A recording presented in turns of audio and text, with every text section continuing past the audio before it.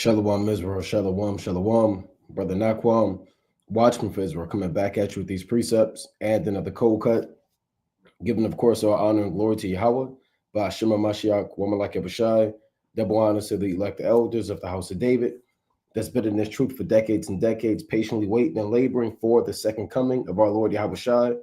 A hearty, mighty Shalom to all of the mighty men of the Most High God, who are out there in the highways and byways, pushing this truth, magnifying the ministry, presenting their bodies as a living sacrifice, and enduring all things for the elect's sake. Shalom to those men. Shalom to the men that may not be out there in the highways and byways as of yet, but they're working on it. They're getting built up in the spirit. They're praying, they're fasting, they're studying, they're being diligent, and they're abounding in the work of the Lord. Shalom, shalom. Shalom to all of the Aquath out there, the sincere sisters that are out there zealous, diligent, and on fire, moving in the spirit of our righteous foremothers. Shalom to the ancient men. Shalom to the children. Shalom to the elect of Israel scattered abroad throughout the four corners of the earth. And Shabbat Shalom on another mighty Sabbath day, a sanctified, sacred day, a sign between Yasha Allah, Bahashima Mashiach, Amalek Abishai, and Yahweh the Heavenly Father himself in these last days. Shalom to Divinely Fashion, Kyoko Ben Yumgin, Yvette McKellar, Tapuak, Salman McFadden, Aka Rectitude, Don Israel to me, Yaakov Israel, Akaman, Bani Yasha Allah, Servant 144K, Nigel Blends, Kazak, HBK Int, and everybody else tuning in and that will tune in on a Sabbath, right? The mighty Sabbath, right? The name of this lesson is Pogroms, Untold Secrets, and the End of Amalek. And we're going to dive right into it. There's a lot of pushing through the spirit and power of Yahweh Shema Shai. There's a lot of pushing of anti-Semitism. I'm going to say Shemitism, right? For wisdom's sake. There's a lot of anti-Semitism pushing, right? There's a lot of laws that these devils and that this society is beginning to put forward and put into place to prohibit this word from coming out on a high level. You have many Israelites waking up around the world in this great age of information, even coupled with AI, Chat GPT, first and foremost, the men of the Lord out there in the highways and byways, the age of internet, knowledge increasing. The truth is made manifest that the so-called Black, Hispanic, and Native American, it's without a shadow of a doubt now. I mean, there's nothing that anybody could do about it, right? Everybody knows that the so-called Black, Hispanic, and Native American man, woman, and child are the biblical Israelites according to the Bible, prophecy, archaeology, historical records, accounts, primary witnesses, secondary sources. All lines and evidence points to us being the people of the Most High. And at the same time, all lines and signs point to Amalek, which is your so-called Jew, not being the people of the Most High. And his word is stirring them up, man. And they're beginning to put these laws out there to be able to hinder the word from coming out. And real quick, let's go to Isaiah chapter 29, right? Let's talk about it. Let's go to Isaiah chapter 29. We got a lot we want to get into, right? We're going to go into through the spirit and power of Yahweh Bashma Mashiach, woman like Abishai, some current events, what these devils plan on doing, but also go into the history of why Amalek behind the scenes is pushing this agenda, right? So let's go to Isaiah chapter 29 and verse number 21, right? Isaiah 29 and 21. That make a man an offender for a word, and lay a snare for him that reproveth in the gate, and turn aside the just for a thing of naught. So now men who speak the truth, men who proclaim the name of the Most High, men who simply read the Bible. All we do is read the Bible from Genesis to Revelation, precept upon precept, precept upon precept, line upon line, here a little and there a little. That's all we're doing is reading the word of the Most High. But now, doing the work of the Most High, now men of the Lord will become ostracized, right? They lay snares for us, traps and devices and wicked legislation that's put forth to try to hinder the building, like they did during the days of Ezra and during the days of Nehemiah. When Nehemiah and the men of the Lord and Zerubbabel and Joshua were building the walls and the foundation of the temple, you had wicked heathen, Sanballat, Tobias, these devils, these demons who wrote laws and legislation and certified to the king to try to hinder us from building, right? So it reads, thus said the, actually, let me read this again. That make a man an offender for a word, and lay a snare for him that reproveth in the gate. And we're reproving in the gate. The word reprove meaning to correct. The gates represent the high places of the city where there's traffic, commerce. In the ancient world, that's where elders sat. You had councils that were taking place, and particular events were only done in the gates of the city. So we're reproving in the gate. You have men in the high places of the city, reproving the people, the world, for their sins, charging the Israelites to repent, come back to the Most High, and condemning these damn devils for all of the devilish demonic works that they've been doing, right? So they're laying snares for the men of the Lord that are doing a correction, and it's mainly through their laws, and turn aside the just for a thing of naught. Let's go to Isaiah chapter 59, right? Let's go to Isaiah chapter 59 and verse number 15, right? Isaiah 59 and 15. Actually, I'm going to start at verse number 14. Isaiah 59 and 14. And judgment is turned away backward, and justice standeth afar off. For truth is fallen in the street, and equity cannot enter. And these are the days prior, really, to this ministry coming out. Huh? See, right now, you have the truth that's manifest, but in this society, to a certain degree, nobody knows the truth. Judgment is turned away backward. You have sodomy. You have sodomite pride month. You have murder going on. You have injustice. You have invading of lands. You have the oppression of the Israelites. The truth is falling in the streets. You have multiple religions and multiple ideologies and a doest thou wilt mentality, and equity, meaning restoring the balance by applying the laws, that can't even enter into the society, right? Yea, truth faileth, and he that departeth from evil maketh himself a prey. And the Lord saw it, and it displeased him that there was no judgment. So when you begin to depart from evil, you become a prey, man. You become like a gazelle, and all of the other people are wild lions and leopards and cheetahs to hunt you down when you depart from evil. Let you stop smoking weed, man. Let you stop celebrating Mother's Day. Let you stop going to your grandmother's house for Christmas and Thanksgiving. You become a victim. You become the prey. They devour you with lying words, with slander. They call you all things outside of your name. They excommunicate you, man. They cut you off, all because you departed from evil. And that's what they're going to do to the men of the Lord. We are now going to become a prey. And the predator and a young lion is going to be the military might of the so-called white man.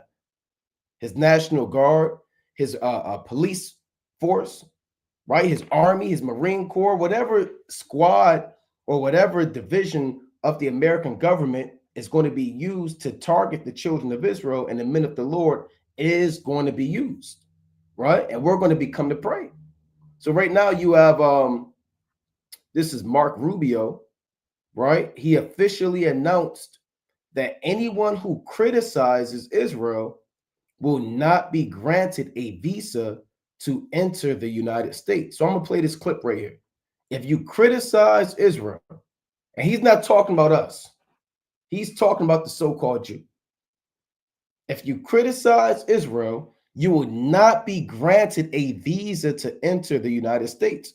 And a lot of you brothers, you should be thinking of a particular prophecy in 2nd Ezra, the 15th chapter, which we'll get soon, right? And man shall desire to go into a city and shall not be able. So let me play the audio for this through the Spirit real quick, through the Spirit and power of Yahweh Shema Shah, right? So this is all fair use. And this is a precursor. This is all the precursor. You may say, well, what does it have to do with me? I'm already in the United States. First, they're going to start without. So they're going to prohibit those who criticize Amalek, this anti-Semitism agenda that they're pushing, hate speech and misinformation. You won't be able to come in, right? And if you're already in and you're a man of the Lord, you won't be able to leave. And you'll be punished and persecuted within the borders of this country. But right now they're starting without. Then it's going to come within. To foment hatred against our Jewish community. Let me play this from the beginning. Under President Trump, the United States will stand with the Jewish people. We have implemented a vigorous It's all fair use new visa policy that will prevent foreign nationals from coming to the United States to foment hatred against our Jewish community. We are holding international organizations and nations accountable for We're holding international nations accountable, right? Let's go back to that a little bit. To foment hatred against our Jewish community. We are holding international organizations and nations accountable. We're holding international organizations and nations accountable. You see that? So this is worldwide, predominantly Western Europe and America, Canada, and other allies of America. They're holding those nations accountable. If you speak up against the so-called Jew in these last days, you will be persecuted. You won't be allowed to travel, enter into certain countries. For rhetoric against Israel that resurfaces in the manifesto of monsters like Iran and Sarah's killer. But we do see an eventual light at the end of this long tunnel of suffering. One can imagine a Middle East in which the Abraham Accords eventually reign. And the Abraham Accords is them trying to establish a new world order by getting Islamic so-called nations in one accords with the so-called white man, right? But the point is they're beginning to crack down, right? If let's say you don't have a visa, right? Or you want to get a visa to come into the country and you're from this land and that land, they're going to pull all of your records, man, your social media accounts, right? They're going to run a background check. And if they find out that you liked a YouTube video, maybe you liked and subscribed to an Israelite channel, you know, maybe your name is Brother Yahawada or Brother Judah, you know, they'll be beginning to crack down on you, man. And you won't be allowed to enter into Babylon the Great, right? And I'm going to get the precept. The Lord said, a man shall desire to go into a city and shall not be able. In the book of 2nd Ezra, the 15th chapter. Rather, that's through disease, through war, but also through legislation. And you see, through hate speech, they're prohibiting people from coming into this society. Right on 2nd Ezra chapter 15. Right? So you see it increasing. And again, you may say, well, that has nothing to do with me. I'm already in the States. Well, we understand how these devils operate, man. They always work externally first, and then they bring these laws inside. And when they crack down inside, it's intensified damn near times 1,000. Hey, they may have your job pull up all your social media, you know, your bank. Banks were already doing that. Banks were, I believe it was the Bank of America, and they tapped into your social media. And if you were speaking against Israel, or you had some type of so-called anti-Semitism remarks, they were kind of cutting you off and you weren't getting loans. Let me see if I can pull that up too. So they were tying this stuff into your buying and selling and your payments too, huh? Right, but quick precept, 2nd Ezra chapter 15 and 17. A man shall desire to go into a city and shall not be able. And this is going to play out on multiple levels. One level through disease. We saw that happen back in 2019, 2020, 2021, right? During the pestilence. You're going to see this break off during wars, right? When bridges are shut down, airports are shut down, right? Airports are being bombed. They are key targets in aircraft war, right? They target all of these military centers, airports, bridges, and things that can collapse the society. So you won't be able to travel to cities. Right now, you see America playing a major role in this prophecy. If you speak against the so-called Jew, you won't be allowed to come in. Right now, I believe, if I'm not mistaken, let's see, Bank of, I didn't plan on going this far into it. Let's see, hate speech. They may not have anything. They may have it. All right, let's see. I have to find it. Right, I didn't plan to go too deep into it, but Bank of America was tapping into your let's see if I could do social media. All right, let's see. I have to see if I can find it. Right, but when you go into it, like I said, I didn't plan to go too deep into it. This was maybe a few months ago. Bank of America, one of these banks, got tied into not giving particular services to people who had certain things on their social media, right? If I could find it, if you brothers know it, you can send it in the chat, right? But this actually came up. So they're stopping people from going into the cities. Then you also have, here's another thing, Why US wants your social media account details to grant visas, right? Framing every visa decision as a matter of national security. So if you speak against the so-called Jew, you are going to end up being charged with violating and compromising national security. Treason, right? You'll be damn near charged with treason, sedition. The United States has mandated that applicants submit the usernames or handles of all social media platforms they have used over the past 5 years, right? So guess what, man? If you don't give up the information, say, you know what, y'all can't get my Facebook, y'all can't get my YouTube, my TikTok, my social media, and you can't come in, man. You got to deal with it. So this is major news because it's going to affect the lives of many individuals, but also we see prudently through the spirit of power and inspiration of the Most High God how this is going to play out in the States. And you have to just wonder, what other things are they going to take away from you if you begin to speak against the so-called Jew? If you speak the truth, it could be your ID, it could be, your bank information, your debit card. You're not being able to do transactions. You're not being able to do this. They run your social media. You kind of cut without. If you don't conform to this system, and most everybody has social media. They know you're tied to some form of internet linked to the Israelites. Whether you like the video, you watch the video, they pulled your algorithm up, right? They went through all your information, and now you're not going to be able to prosper, right? Or be able to travel and do certain things.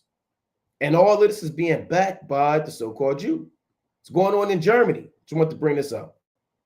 German police raided 170 people for criticizing politicians on social media. All these individuals, now this just happened maybe 2 days ago, all these individuals were unjustly accused of incitement to hatred and racist expressions. These are new charges, man. These are the new charges on the earth. Incitement to hatred and racist expression. They're raiding the damn doors, man. Kicking doors down. Is that not 2nd Ezra chapter 16? That's going to happen. And I'll get that precept momentarily. They're raiding houses, man, kicking doors down, pulling your social media accounts, finding your address, looking at your IP address, finding where house is linked to, going to your router, kicking your damn door down, hitting you upside the head with a gun, put you in handcuffs, and taking you to God knows where. Right? Let me get that in 2nd Ezra. So you see where all this is going, man. You see how the Most High, through the Spirit, is setting this thing up, how this thing is going to play out. And you see it going on in Germany. Don't be a fool and say it will never come to America. It's already started. They're already stopping people from coming in. And now once you start cracking down on the men of the Lord, this is going to lead to the famine of the word. Shutting down all YouTube channels. Shutting down all lives. Putting information into the banks, or you're not going to be able to have an account, potentially. All this stuff is playing out. 2nd Ezra chapter 16, I'm going to get straight to the point. And verse number 70. For there shall be in every place and in the next cities a great insurrection upon those that fear the Lord. An insurrection is a violent overthrow against a government. The government that they're going to overthrow is not the government of America. It is not the government of England. It is not the government of Germany. They're going to attempt to overthrow the kingdom of heaven on earth. We are the kingdom of heaven on earth. We are the government of Israel, man. Starting with our king, Yahweh Ba'ashem Yahushua. And they're going to try to overthrow the kingdom of heaven, man. Every place, next cities, Baltimore, DC, New York, You know, Miami, LA, Memphis, St. Louis. Tap into your social media, seeing where you at, where you work at, where you live at. Who do you know? They did it in Germany, man. And they're just getting this thing warmed up. It's not even on the highest level yet. They gonna tap into your job, man. You know, do it by state laws. You know, county laws, federal laws. They shall be like mad men, sparing none, but still spoiling and destroying those that fear the Lord. So there's going to be no mercy. Mad men, meaning they're going to be insane. And they're not going to show any mercy. Doesn't matter what camp you're in, what doctrine you believe in, right? Doesn't matter. They know who you are.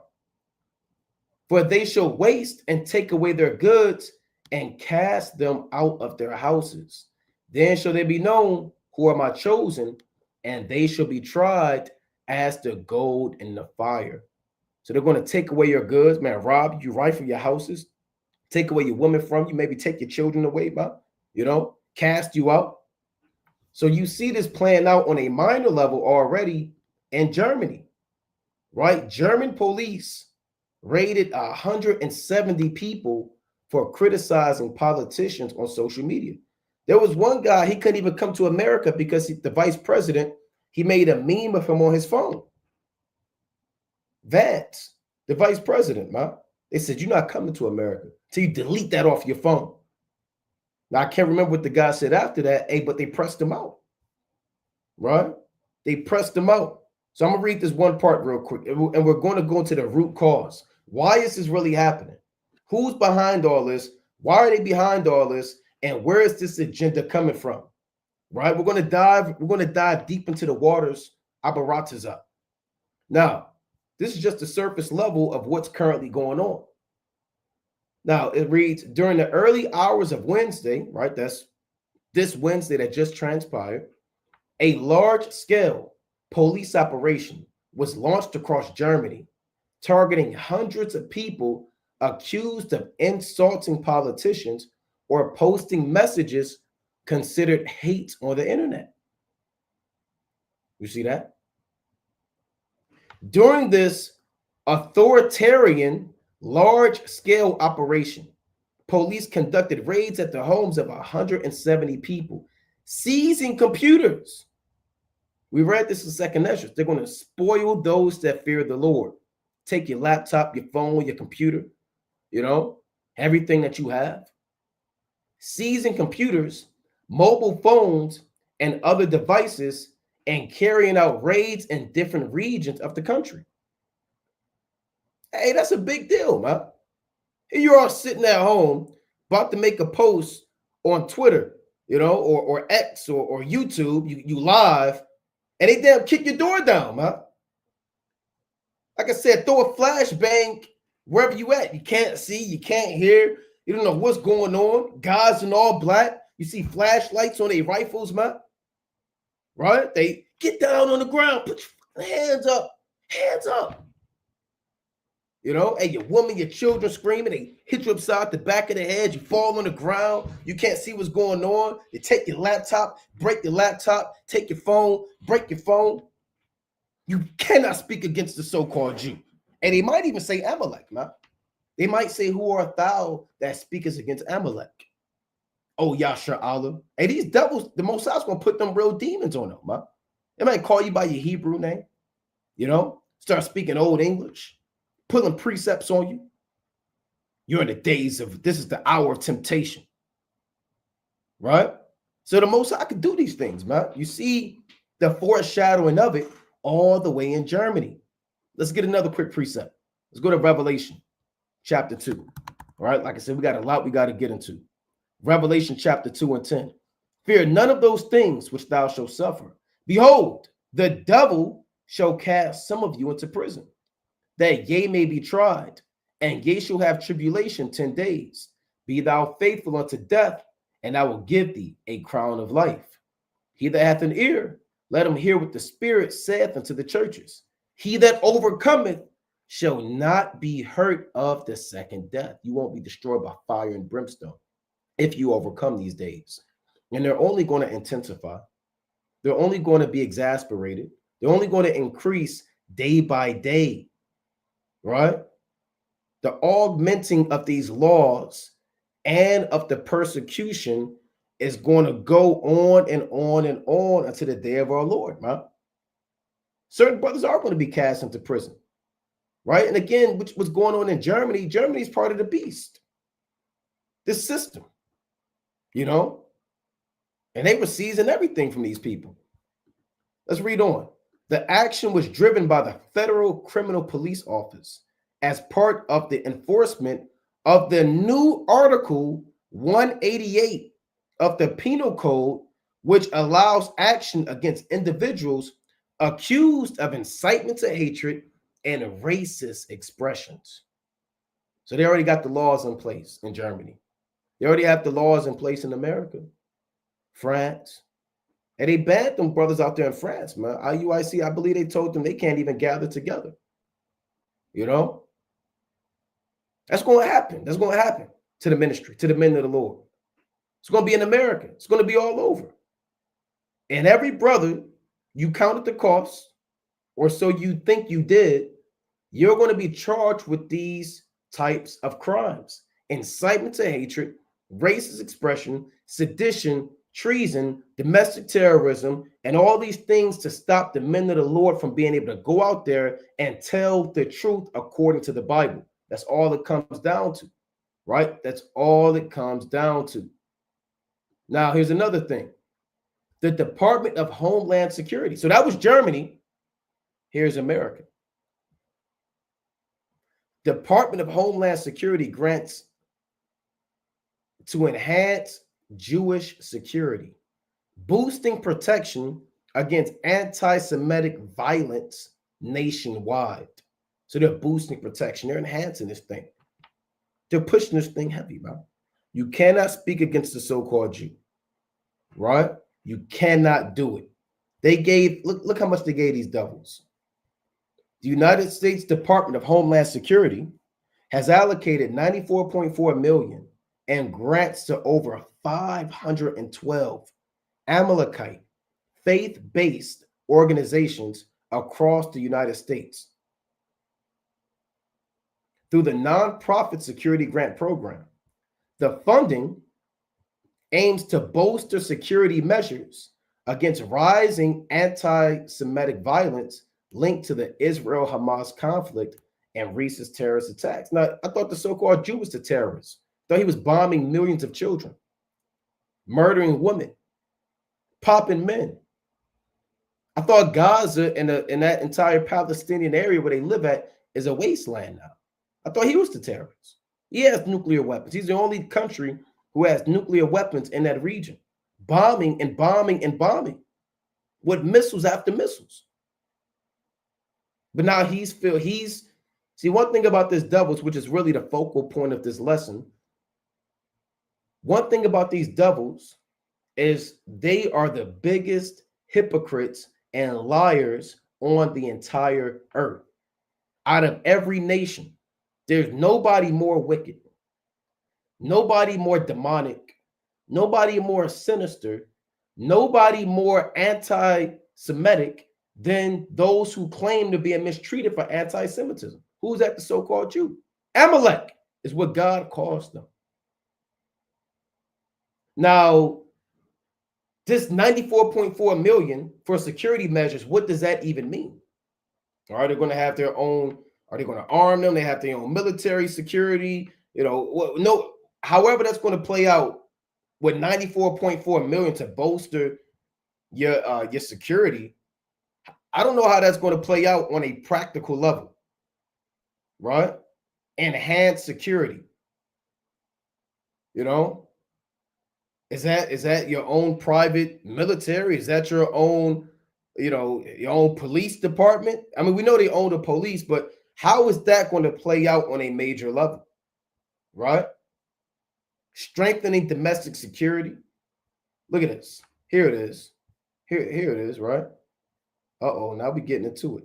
The Department of Homeland Security grant allocation underscores a federal commitment, to countering anti-Semitic violence, right? Federal, so the government is going to support the so-called Jew.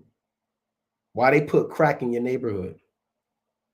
Why there's guns being dropped off randomly in vans? Why your mother's on heroin, man? Why you're working 65 hours a week? You can't get nobody to sweep up the damn trash, man, in your community. Nobody can't even pick up the needles, the pills, these junkies on fentanyl. Nobody could get them right, the poor, the homeless, but 94 million goes to boost the security of the so-called Jew. So you tell me who's really running this society? Who's really has the power plate, man? Who's really dealing the cards?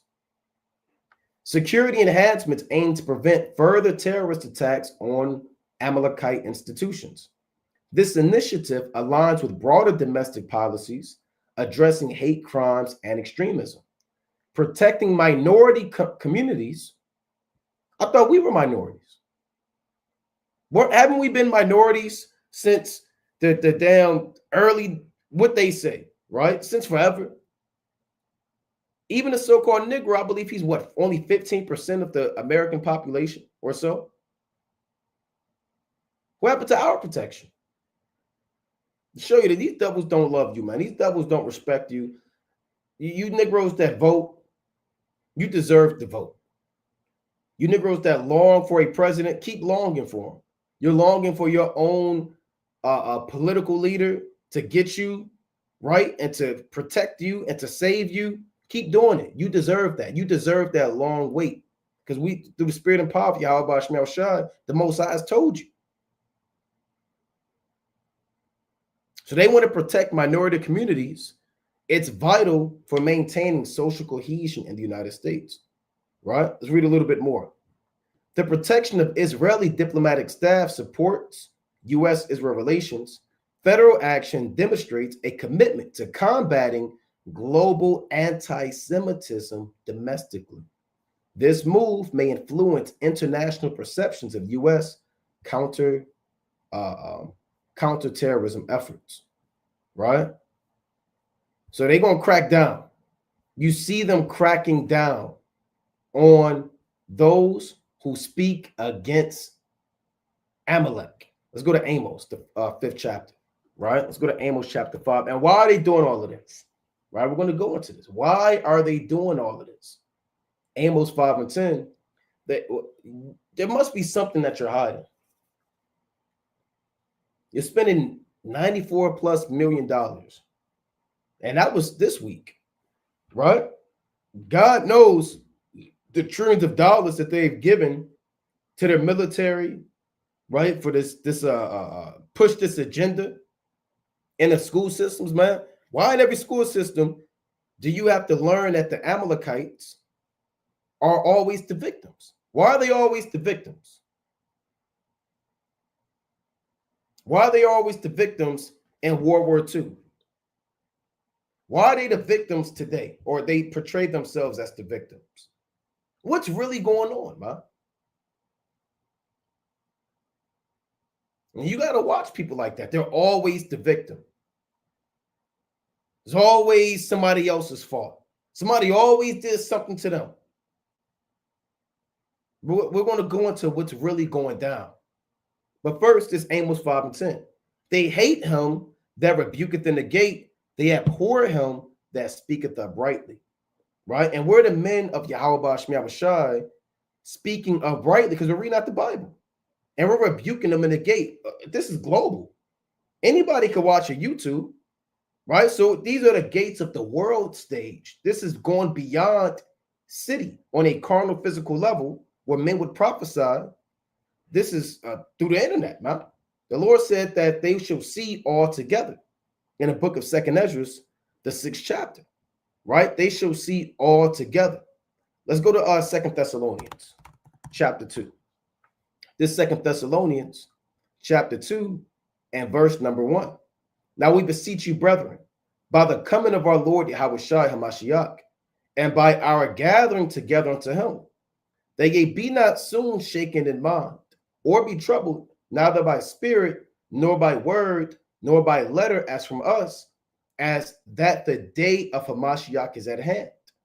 Let no man deceive you by any means, for that day shall not come, except there come a falling away first, and that man of sin be revealed, the son of perdition. And the spirit been on us to keep going into this damn devil, man. Previous lesson, we went into the wars that they fund, the demonic wars and the coots and the grapes and the wine that they force on the other nations. Now we're doing more revealing tonight, right? The man of sin is being revealed, and Yahweh Shema Shah is stripping them on a metaphoric level, man, from the head to the toe. Who's the man of sin? The man of sin is not some politician, some antichrist with a 666 tattooed on the back of his head. The man of sin is none other than Esau. Who's Esau? The biblical name of the so-called white man. Now you have many men that came out of Esau. He had different sons. The chief man of sin is the Amalekites, right? Let's read on. Who opposeth and exalteth himself above all that is called God, or that is worshipped, so that he as the Most High sitteth in the temple of the Most High, showing himself that he is the Most High. He does this on every level, right? He's the Pope. He can forgive sins. He's the angels. He's God. He's Jesus. The next Hollywood movie about the Bible, best believe is going to be Edomites behind that. Funded and produced by an Amalekite. They may have a Jake here and there, right? But it's going to be Esau in that movie. He shows himself that he's all of the biblical figures of old. Remember ye not that when I was yet with you, I told you these things. And ye know now, Slakia, and now ye know what would hold it, that he might be revealed in his time. Why does he have to be revealed? Because he's hiding.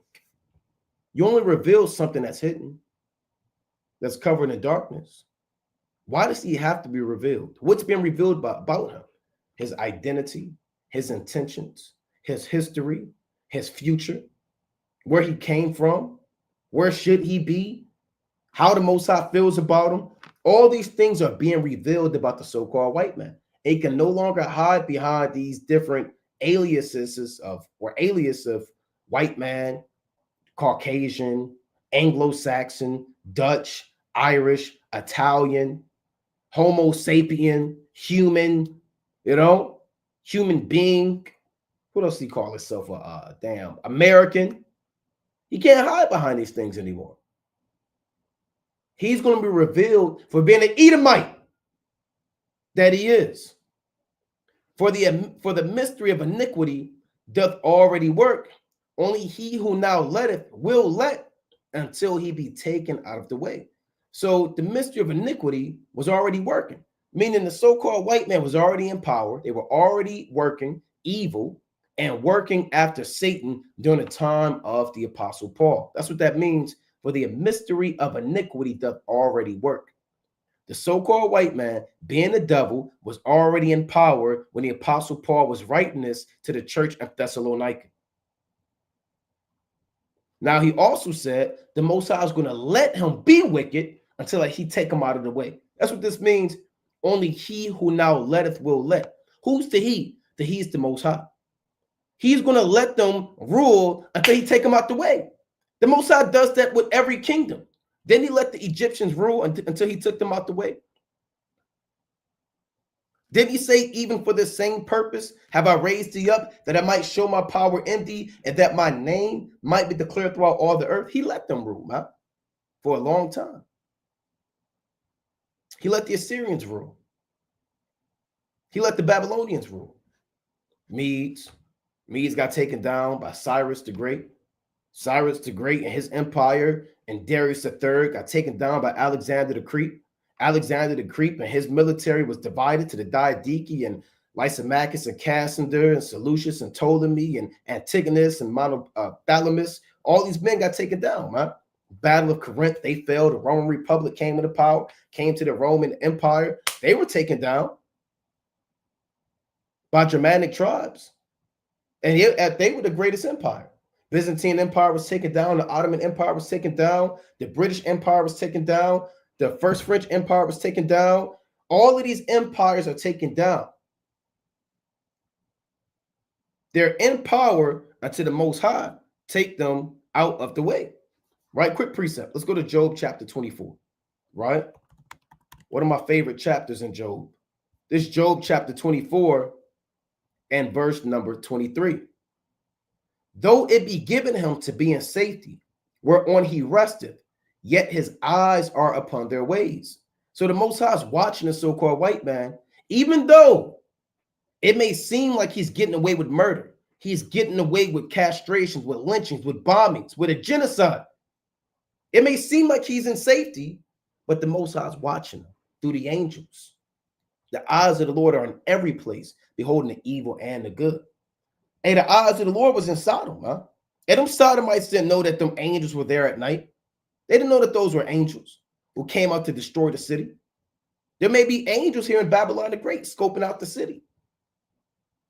Verse 24, they are exalted for a little while, but are gone and brought low. They are taken out of the way as all other, and cut off as the tops of the ears of the corn. Yeah, they're exalted for a little while. What's the average age of an empire? 250 years. Every empire rules for a minute. Everybody get their chance on the court, man. Everybody get the plate, man.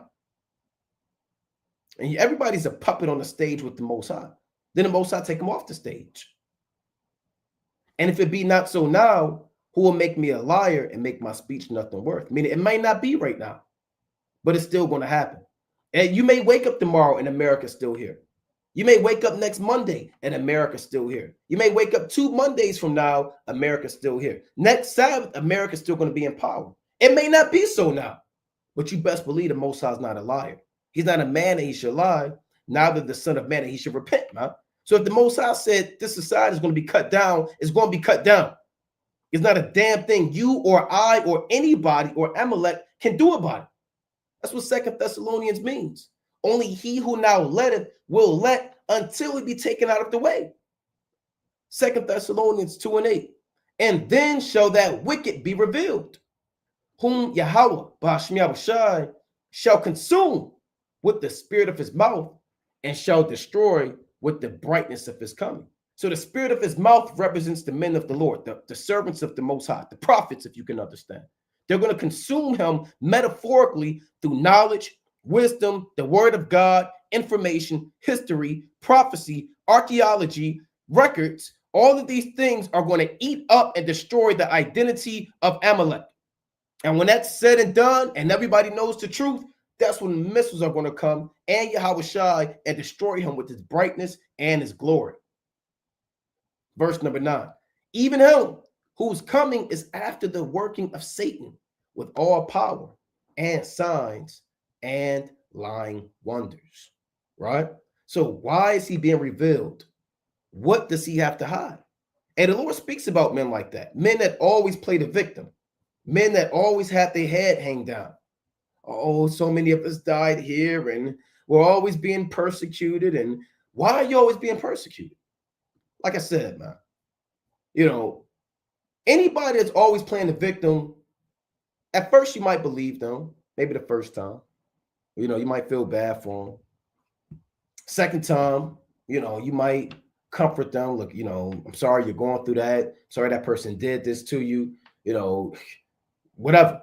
Third time, you kind of scratching your head. Fourth time, maybe it's you, man. Fifth time, it is you, man. It's really you going off. People even do that, see that in relationships, man. You got these men and women in these relationships. Oh, my exes did this to me. And well, what did you do, man? Amalek is like a damn wicked spouse or wicked individual who always plays the victim. And we're going to go into why he's always going to play the victim, right? This the Lord said, I'm thinking of 2 precepts. First, Proverbs, before I get that. He that is first in his cause seemeth just, right? Proverbs 18 and 17. He that is first in his own cause seemeth just, but his neighbor cometh and searcheth him. Meaning what? Somebody's always going to make themselves look like the victim, right? But after you investigate, you find out that they're not the victim, that they're the ones that's guilty, right? People throw rocks and at glass houses and hide their stones, you know? Amalek, he's always first in his own cause. The Palestinians did it. The Germans did it. These guys did it. They seem just, but his neighbor, and prophetically, his neighbor are the men of Yahweh Ba'Shem Yahushua. And we searching you out, man. Like any judge, any wise judge, he's going to hear both sides. You're going to need witnesses. And right now, Amalek, you're on trial for the rest of his life. You're on trial. Let's see if you're really just. Let's see if all this laws about anti-Semitism and hate speech is really, let's see if it's really warranted. Let's see if these things are reasonable. Right now, from 12:46 a.m. until God knows when, you're on trial. And we're going to search you out. We're going to dive into who you really are, man. And the wickedness that you've done. And why you're always getting jammed up. Whether it's by the Germans or by this nation or by this nation. Why are you always getting chased out the lands, man? You gotta ask these questions. Why are you always getting chased out of lands? Persecuted. Is it because you're righteous? Is it because you're so godly? First of all, you're not the people of the Most High, so you can't say that. So now we have to add that to the equation. Well, we're the people of the Lord. No, we're the people of the Lord, man. We're persecuted, man. So if you're not the people of the Most High, then why are you being persecuted? Because you ain't going through none of the curses. So what the hell are you really doing, man? What wickedness and evil are you really doing behind the scenes? Let's read it again. Proverbs 18:17. He that is first in his own cause seemeth just, but his neighbor cometh and searcheth him. Right? We searching you out. You on trial right now. Sirach chapter 19:26. There is a wicked man that hangeth down his head sadly, but inwardly he is full of deceit. Everybody that hang their head down ain't going through nothing, man. Some people are just looking for leverage, looking to have you open up your heart, man. They'll make some story up of why they're going through hell, so you can make some story up about yourself, and they can mark what you said so they can use it against you later. And this is Amalek. They hang their head down sadly. Oh my God, this is happening, this happened, and this happened. But really, they're full of deceit. Casting down his countenance and making as if he heard not. And where he is not known, he will do thee mischief before thou be aware. And if for want of power, meaning he may not have the resources to kill you at that moment. And if want for power, he be hindered from sinning, yet when he findeth opportunity, he will do the evil. Some people really want to kill you, man. But they don't have the people to help them. They may not have the resources. They may not have the time yet. They may not have the plan yet.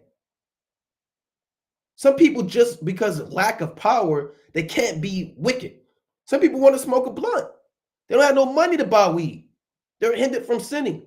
Some people want to get drunk and freak off the night, but they don't have a car to go to the club. They don't have money for a bottle.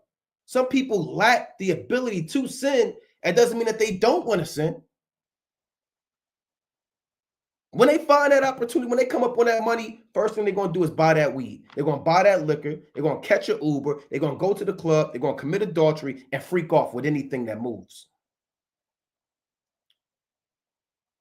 And this is how these devils operate, man. They may not have the time to do it, but that doesn't mean it's not going to happen, right?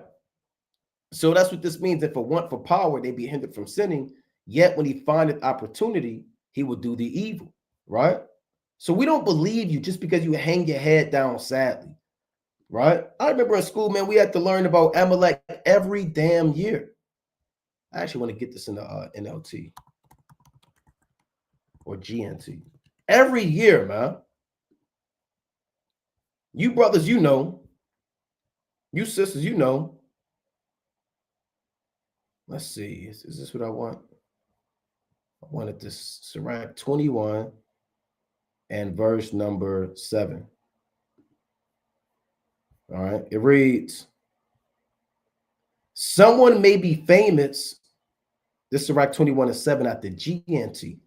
Someone may be famous as a good speaker, but when he is wrong, a sensible person will detect it. Right? So Amalek is a good speaker. He talks a good game.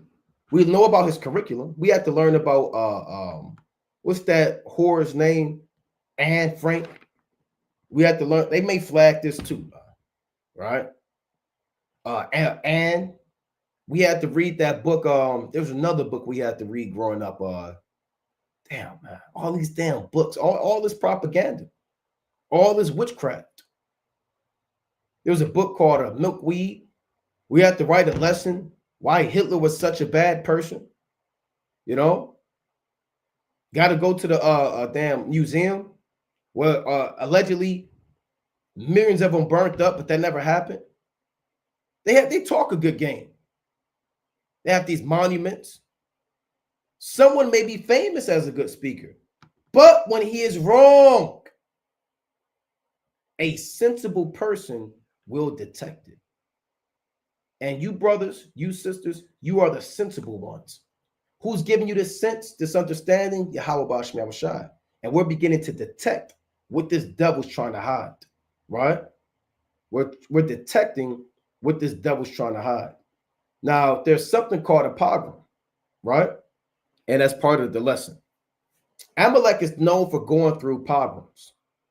Why do they go through these things? What is this, right? Well, let's dive into it.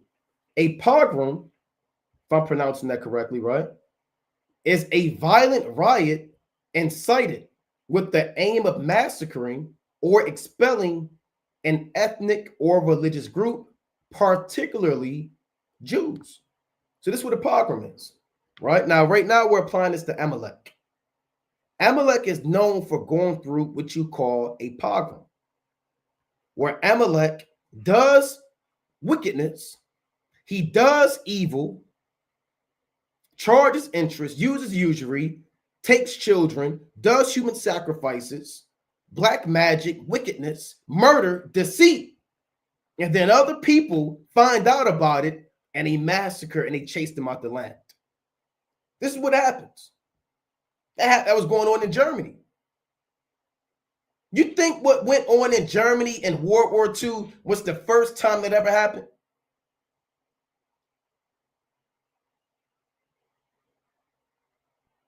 This happens all the time. He was trying to get them from having a stronghold on the banking institution and having a monopoly on the finances of Germany. He said, we got to get rid of these damn devils, man.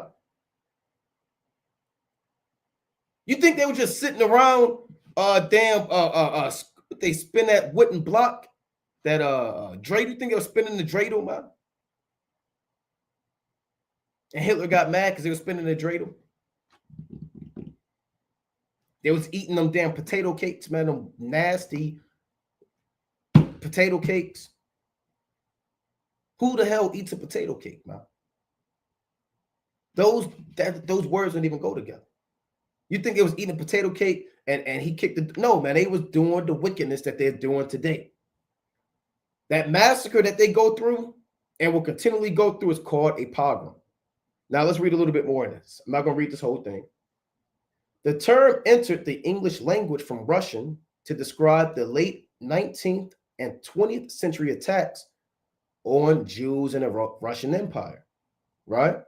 Retrospectively, meaning looking back, similar attacks against Jews, which occurred in other times and places, were renamed pogroms. Sometimes the word is used to describe publicly sanctioned purgative attacks against non-Amalekite groups, right? The characteristics of a pogrom vary widely depending on the specific incident, at times leading to or culminating in massacres. So there are times in history when Amalekite men, women, and child are massacred. For what reason? Right? It says, then shall the wicked be revealed. Right? Then shall the wicked be revealed. So I'm not going to read this whole thing, right? But you have many different events that happen. So look, significant pogroms in the Russian Empire. You had the Odessa pogroms, right? They killed off all these Amalekites in the 1800s. Why? You have to ask yourself why. They're all Edomites. Why? Why are they always getting jammed up? Why are they always getting burnt? Why are they always getting imprisoned? Because they're thieves, they're liars, they're murderers, right? They control the banking industry. They overthrow governments from within. And when you have people who want to take control of their government, they know and realize that the people behind the scenes trying to take over is the so-called Jew. Huh? So they get rid of them and enact the pogrom. So you have the Warsaw pogrom in 1881, the Kishinev pogrom, right? And they killed a lot of them, Kiev, and many more. You can read all of them if you want to, right? Then you had some in World War II, right, with Hitler, right? Why are they doing all of this, man? Right? Why are they doing all of this? Now they're saying this was a pogrom. Look at this. This is how you know Amalek is a damn demon. Because now they're calling what Hamas did on Israel a pogrom. The October 7th Hamas-led attack on Israel was described as a pogrom by then UK Foreign Secretary David Cameron. Right? So this madness, man. But we really know who's the victim between Hamas and Israel, between the Palestinians and Israel, man. So here they are getting attacked, get destroyed, but then they call themselves the victims. What they go through is pogroms. Now let's dive into this, right? Why do they go through this? Now, these are pictures of pogroms and what you call medieval anti-Semitism. I'm not going to do an in-depth break. We're not going to do an in-depth breakdown on Amalek, but we know they converted from the Khazarian Empire. The Khazarian Empire was overthrown. Let's actually pull that up, brothers. Some brothers, you knew, you may not know, right? And we'll just show you a map or so. So the Khazarian Empire was an empire that flourished in what you call the Middle Ages, from around the 8th century until the 10th century. And they had parts of the Caucasus Mountains and Georgia and parts of Russia and Armenia, certain places, right? They flourished at a time. This is where the so-called Jew came from. Now, the Khazarian Empire were known. See, I had this information. See if I can get this. I didn't pull it up. Right? But they were known for trade. Right? They were known for trade and they were prospering as a particular kingdom.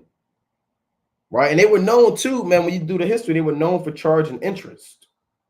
Right? They were known for charging interest and they were known for double dealing and extortion at a high level. Now, this empire was eventually overthrown in process of time by this individual, right? His name is Sviatoslav, right? Sviatoslav the first. He overthrew the Khazarian Empire, right? Let's read this real quick. So Sviatoslav is known for his persistent campaigns in the East and the South, which precipitated the collapse of two great powers in Eastern Europe, Khazaria and the First Bulgarian Empire. So he took down the Khazarian Empire. Once he took down the Khazarian Empire, Amalek, they became nothing. They had an empire, but then they were dispersed throughout Eastern Europe, Romania, Germany, Poland, Ukraine, so-called Slavic nations, Czechoslovakia, Prussia, these different regions, right? Formerly Yugoslavia, all of that, right? This where they inhabited. And then what happened after that? Right? They started commit more wickedness, more lewdness, more theft, and they started getting jammed up. Now, here's a quick article, and these are pictures, right? Just showing. Let's see, Amalek getting jammed up. Now, this is I had this too. This is an article, and this other article is medieval anti-Semitism. And again, why are we going into this? Because the Most High wants us to go into this, right? No man hath power over the spirit to retain the spirit. Remember, the Lord said in Deuteronomy that he said, remember what Amalek did, man. Right? Let's get that in Deuteronomy 25. Right? Deuteronomy chapter 25 and 17. Remember what Amalek did unto thee, by the way, when ye were come forth out of Egypt. How he met thee by the way, and smote the hindmost of thee, even all that were feeble behind thee, when thou wast faint and weary, and feared not God. So the Lord always told us to remember what the Amalekites did unto us. How he came against us, really in Exodus, the 17th chapter, right? And smote the hindmost of us, our children and our women, and men that were weary. Therefore it shall be, when Yahweh thy God hath given thee rest from all thine enemies round about, and the land which the Lord thy God giveth thee for an inheritance to possess it, that thou shalt blot out the remembrance of Amalek from under heaven, thou shalt not forget it. So we're commanded when Yahweh returns, and process of time, we're going to blot out every Amalekite under the sun. You talk about a pogrom, right? You're going to have a true manifestation of one once you're extinct off the face of the earth. Let's go to Exodus chapter 17. See, and the spirit is in us to wage war against Amalek. Right now, we're waging war. There's the war of ignorance. Here they've been pushing misinformation. We're pushing the truth. This is a war right now. It's a spiritual war. They're pushing demons of ignorance and seduction to beguile our men and women and children to think that they're the victim. And we're pushing spirits of wisdom, knowledge, and understanding to combat those demons, that men may know that we're the people of the Most High. Right? So this war that's playing out on a spiritual level is also going to play out on a physical level. But let's read this. This Exodus chapter 17 and verse 8. Then came Amalek and fought with Israel in Rephidim. And Moses said unto Joshua, choose us out men, and go out and fight with Amalek. Tomorrow I will stand on the top of the hill with the rod of God in my hand. So Amalek came to fight against us. Moses told Joshua, go get some men, cut them down. Right? He said, cut these men down. Right? Let's read on. I'm going to jump down. Verse number 14. Let's read 13. Exodus 17 and 13. And Joshua discomfited Amalek and his people with the edge of the sword. So Joshua was slaying a lot of Amalekites. I mean, I would love to see that, man. I would love to see this account of Joshua discomfiting Amalek. Verse 14. And Yahweh said unto Moses, write this for a memorial in a book, and rehearse it in the ears of Joshua, for I will utterly put out the remembrance of Amalek from under heaven. And Moses built an altar and called the name of it Yahweh Nissi. For he said, because Yahweh hath sworn that Yahweh will have war with Amalek from generation to generation. So the Lord is always jamming up the Amalekites. Every generation. He means that. From every generation, Amalek is going to be catching some type of hell from the Most High. And that's what the Most High been putting the spirit in all these nations to get up with them. The Russians, the Germans, hey, the Israelites, man. We're going to finish this war by the hand of God. But every generation, from the time this happened until this present day, Amalek is always going to be catching hell. That's why they always going through what they're going through, man. It's not because they're the people of the Lord, because they're righteous. It's because the Most High is waging war against them. And he stirs up other nations to wage war against them. That's why they have these pogroms going on. Where it seems like every 10 to 15 years, they catching hell, man. Because the Lord is having war with them from generation to generation. That means forever. And there are multiple generations on earth. And then generations die off, but then those same generations, they come back on the earth and they wage war against Amalek. Remember what the Lord told Saul, right? What did the Lord tell Saul about? Over what, 300 plus years later, after this account, he told Saul, go and smite Amalek and utterly destroy all that they have. And because Saul saved Amalek alive, the Lord took the kingdom from him. That's how serious the Most High take this war. If you don't fulfill the wrath of the Most High against Amalek, and the Lord will take you out the way, man. That's what he did to Saul. Let's go to 1 Kings. I believe that's chapter 20. Right? Let's go to 1 Kings chapter 20. See, you can't play around with the Most High, man. Right? 1 Kings chapter 20 and 42. 1 Kings 20 and 42. And he said unto him, thus saith the Lord, because thou hast let go out of thy hand a man whom I appointed to utter destruction. Therefore, thy life shall go for his life, and thy people for his people.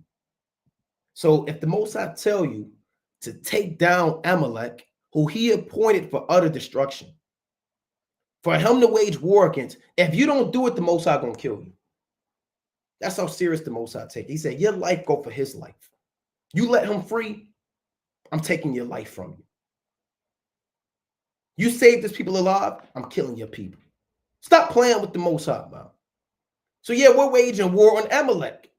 This is a holy war. Right now it's spiritual because it's all spirits that we're emitting through the foreknowledge of the Most High. Wisdom, knowledge, understanding. Breaking down strongholds and anything that exalted itself against the knowledge of the Most High. And if we didn't speak against Amalek, hey, the Lord will take us out this truth, man. If we didn't prophesy, the Lord will take the Holy Spirit from us. The Most High said in Jeremiah, cursed be he that keepeth back his sword from blood. Then the Lord tell Ezekiel to go prophesy against Edom, Mount Seir, and Ezekiel 35 and 2. Right? He told Ezekiel that. Ezekiel couldn't say, well, you know what? I don't want to prophesy against the mountains of Esau. That's not my business. No, this is our business, man. Anybody that steal your identity, that's your business. If somebody steal your wallet, your car, your social security card, right? Your driver's license, that now becomes your business. And you be a fool to say, well, that ain't my business. They can have my car. They broke into my house. They took my children captive. They can have it. You be a damn fool, man. Hey, Amalek, you are a business, man. Jeremiah 48 and 10. Cursed be he that doeth the work of the Lord deceitfully. You got Negroes that are scared to talk about Amalek. You're doing the work of the Lord deceitfully. You want to talk about Susanna's hairstyle. You want to talk about the instruments that David made. You want to talk about what kind of staff did Elijah have? What kind of girdle did he have on? We don't want to talk about that, man. We don't want to do the work of the Lord deceitfully. We want to talk about the end of the world and the restoration of the 12 tribes of Israel, man. We want to push these prophecies and charge repentance to the sons of the living God. So the Most High said, cursed be he that doeth the work of the Lord deceitfully, and cursed be he that keepeth back his sword from blood, right? And that could be literal, right? It could be spiritual. Your sword could be the word, this Bible, this truth. You don't want to take your sword out. You got brothers that don't want to read Psalms 137 and 7 through 8. Brothers that don't want to read Deuteronomy 25 and 17. Numbers chapter 24, 20 on down. Exodus chapter 17 and 15 on down. Let's not read that. You're doing the work of the Lord deceitfully, and you're keeping back your sword from blood, and the Most High gonna get up with you. Remember, we're two different types of people. And the Lord said that we struggled in the womb. Esau don't like Jacob, and Jacob, we don't like Esau. Right? Straight up and down. And that's why we're talking about this, man. right? They do slander campaigns on us. We're going to speak the truth against them. So let's dive a little into this, right? Medieval anti-Semitism, right? Well, we're waging war. We're putting Amalek on trial tonight. Started at 12:46 a.m. This trial is going to be over when the Most High wanted it over. Now, you may think anti-Semitism is a new concept that was put into place from the days of Hitler, or maybe even to the days that you currently live in. But Amalek has always been catching hell. And we read why in Exodus chapter 17 and 15 on down, right? But we're going to read a little bit more about this. Anti-Semitism in the history of the Jews in the Middle Ages became increasingly prevalent in the late Middle Ages. Early instances of pogroms against Amalek were recorded in the context of the First Crusade, expulsions of Jews from cities, and instances of blood libel. And Amalek is known, this is another reason why they was getting chased out of cities, because of blood libels, ritualistic black magic, child sacrifice. You could say, well, that's not true.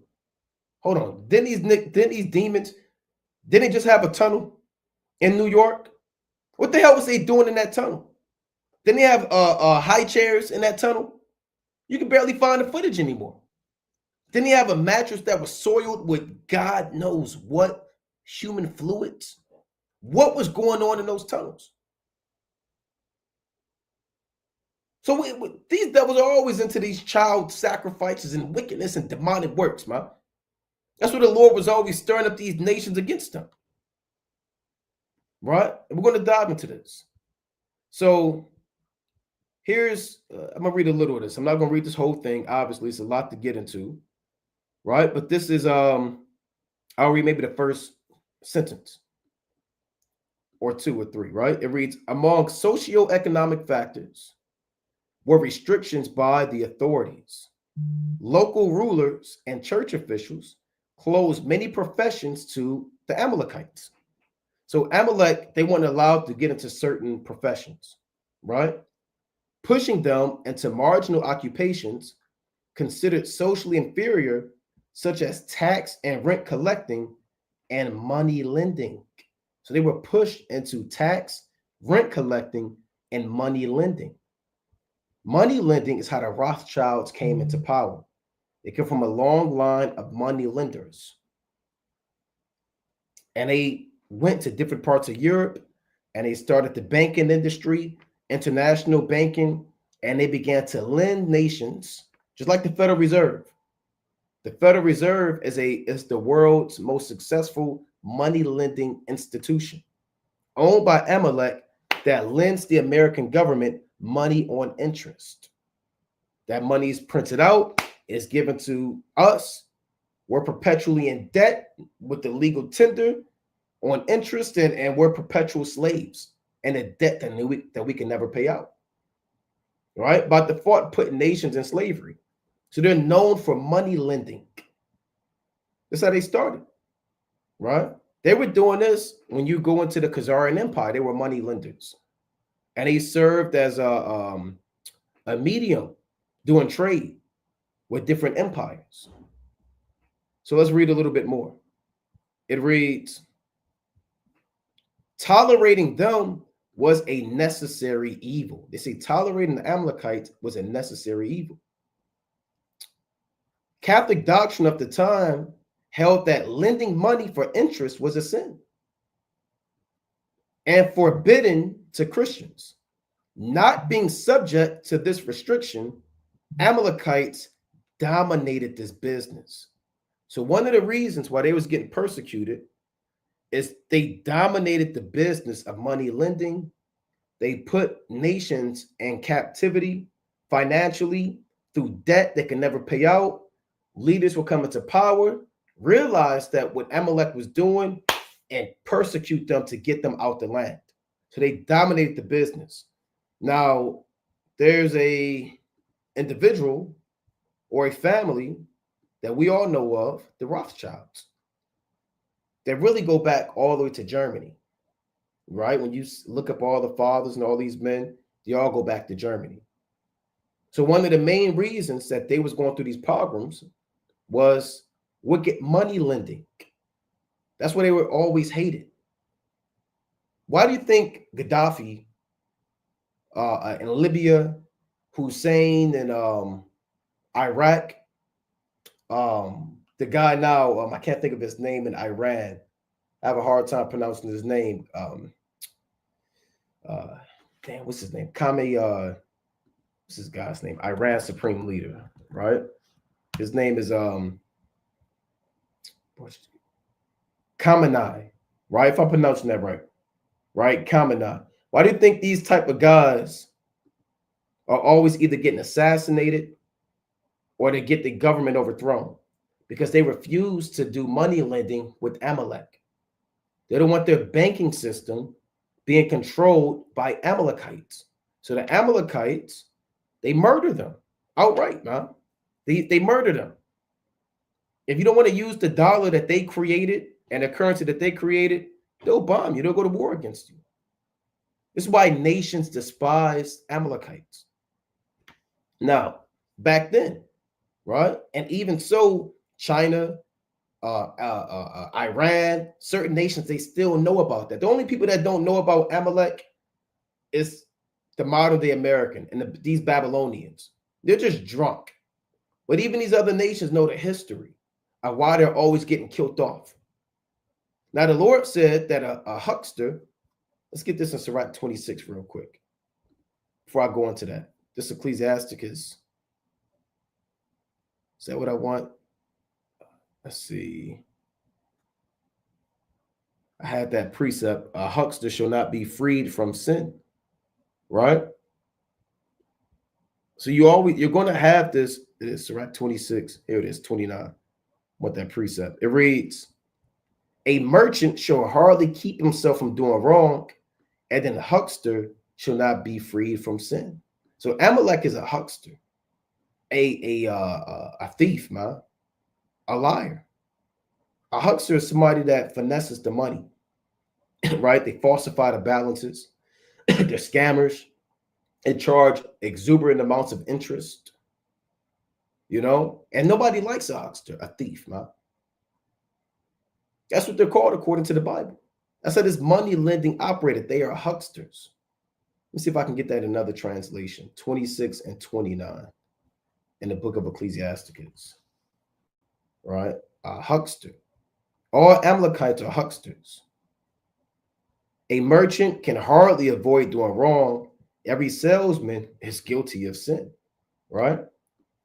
Lying, embellishment, you know, that's how these devils get down.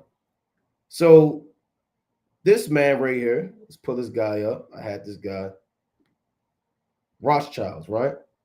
From money lending to banking. This is from jewishhistory.org. I didn't make this article. It's Amschel Meyer Rothschilds, who we went into not too long ago, who said, if you give me control over a nation's money, I do not care who makes the laws. In the Middle Ages, the church, in misapplication of the biblical prohibition against charging interest, forbade interest in all instances. The Talmud, which is the book, really it's a demonic book. That's what the Talmud is about. The Talmud is it's the most wicked book ever created by man. There's nothing more demonic. There's nothing more satanic. There's nothing no more vile than the Talmud. Go look at what's in there, man.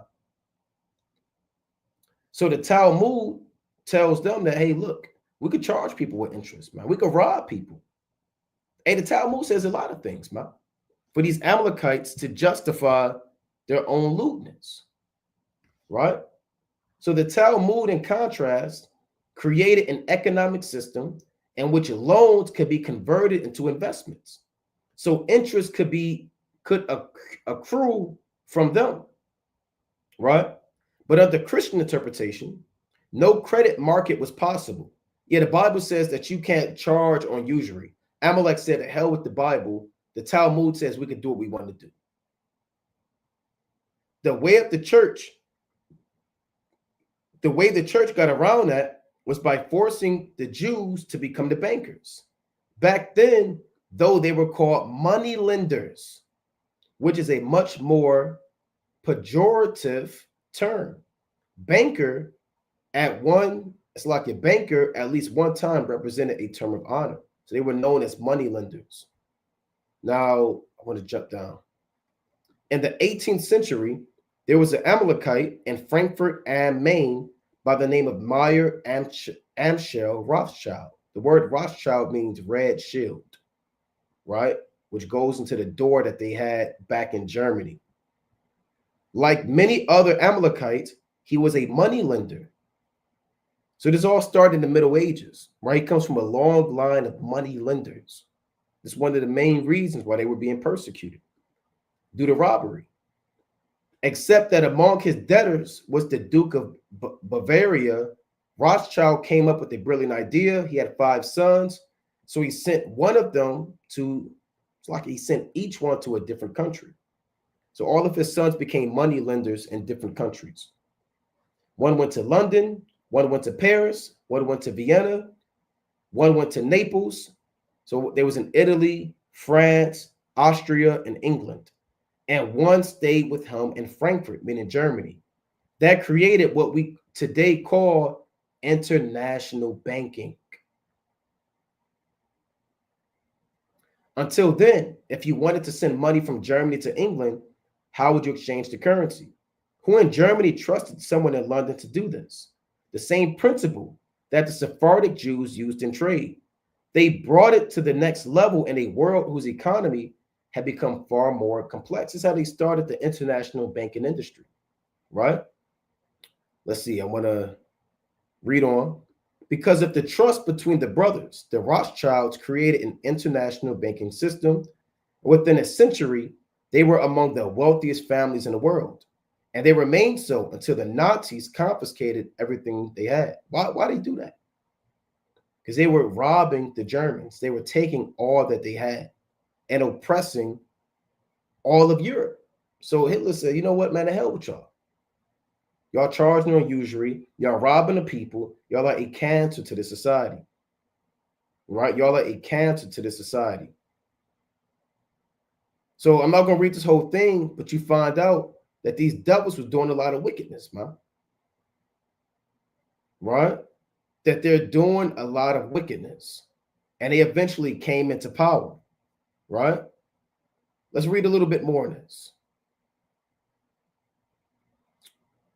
There is a legend told on the day of the Battle of Waterloo. The Battle of Waterloo is a battle with Napoleon, right? Fighting against other armies. Nathan Meyer Rothschild came to the floor of the London Stock Exchange, leaned against the pillar, and started selling. It was well known that the Rothschilds had their own independent sources of information and intelligence, and they funded those wars. They gave Napoleon, they gave these guys money to fight those wars. And nobody knew the results of the battle. So when he began to sell, everyone thought that England had lost, and they began selling too. That forced a panic in the market. As much as 15 to 20% of the value of the stocks fell in about 3 hours. And they did the same thing to cause the Great Depression. They manipulated the markets, and they caused the Great Depression. And many men died, right? Became homeless and lost their jobs and committed suicide. And after they had fallen so low, Rothschild turned around and began buying. It is said that he knew all along that the Duke of Wellington had defeated Napoleon and that the British market would go up.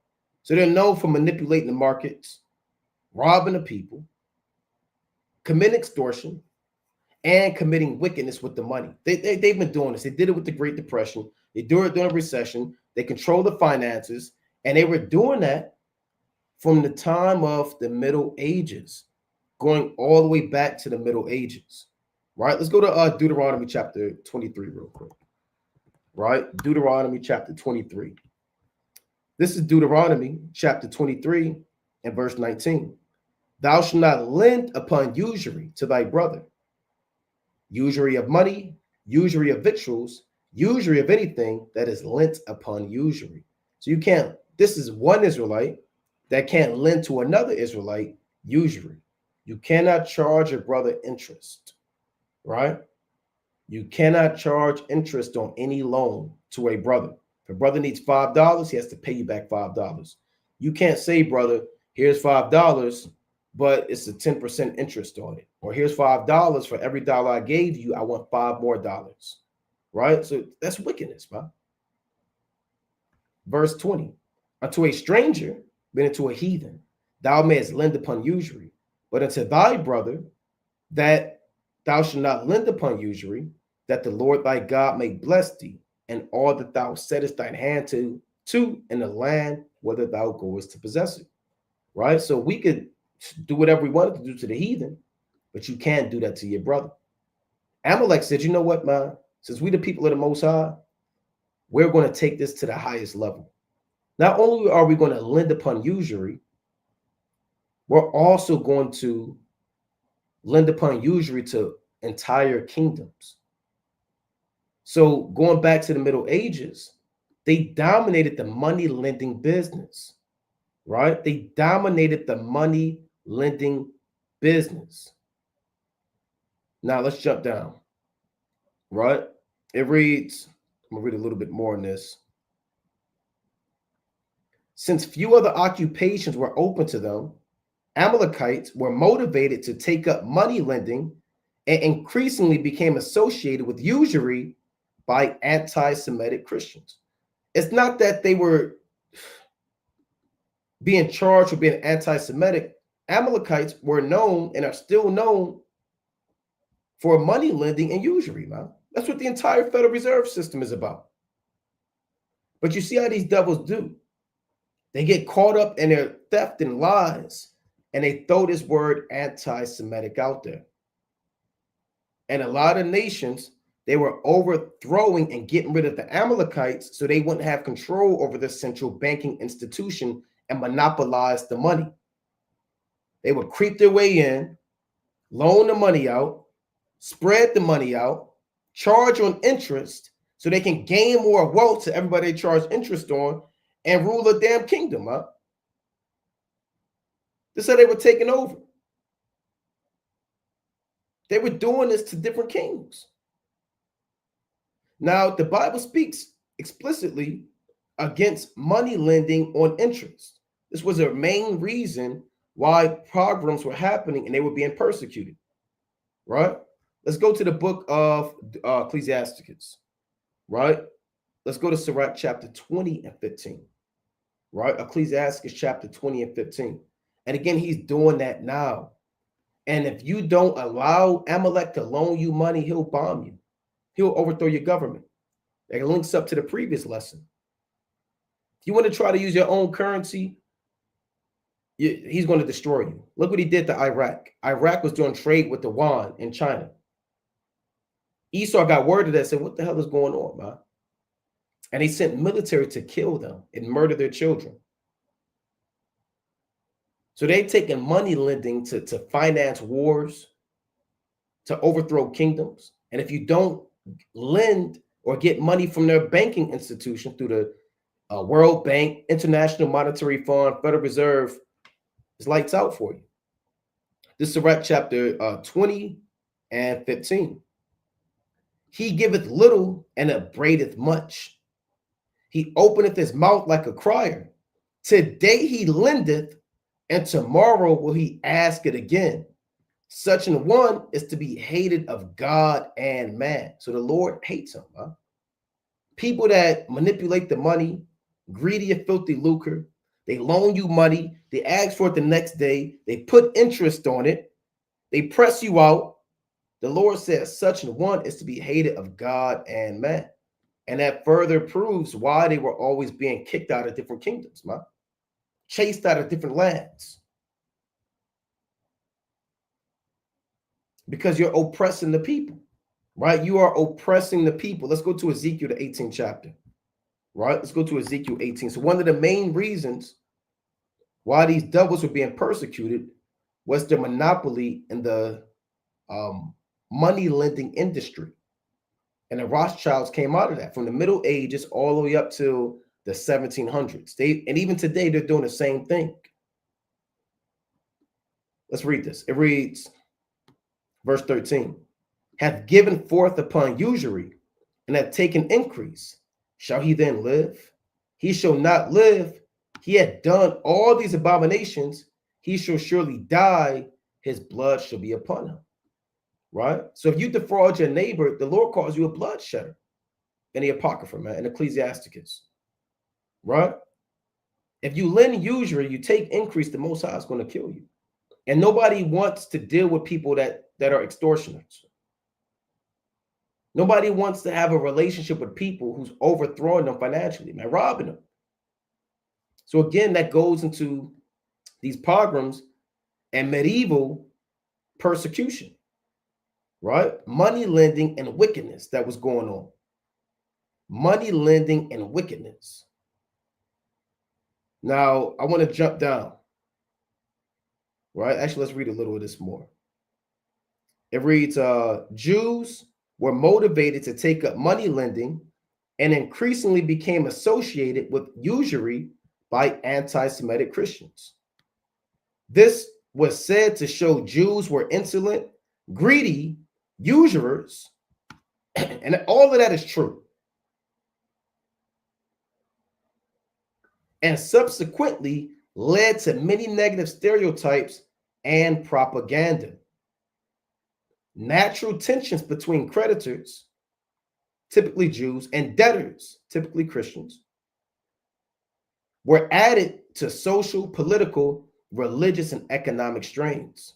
Even to this day, man. The creditor is Amalek through the Federal Reserve.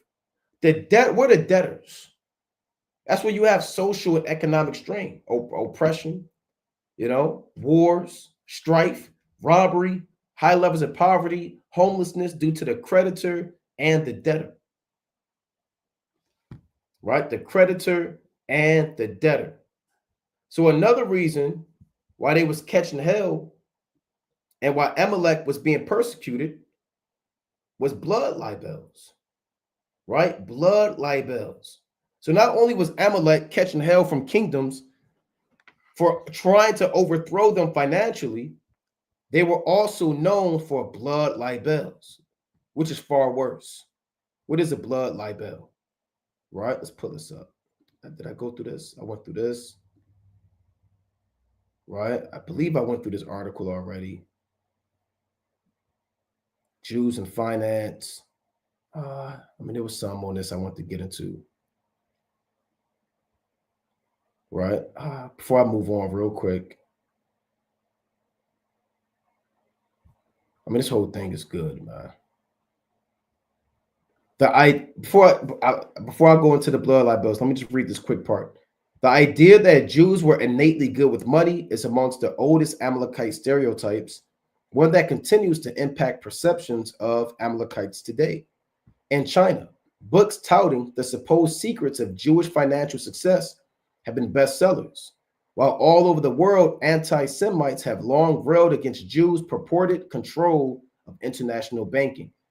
And you have all these witnesses, man. You can only lie so much, but when you have so many nations and so many historical witnesses that prove that you monopolized the money, you can't get around that.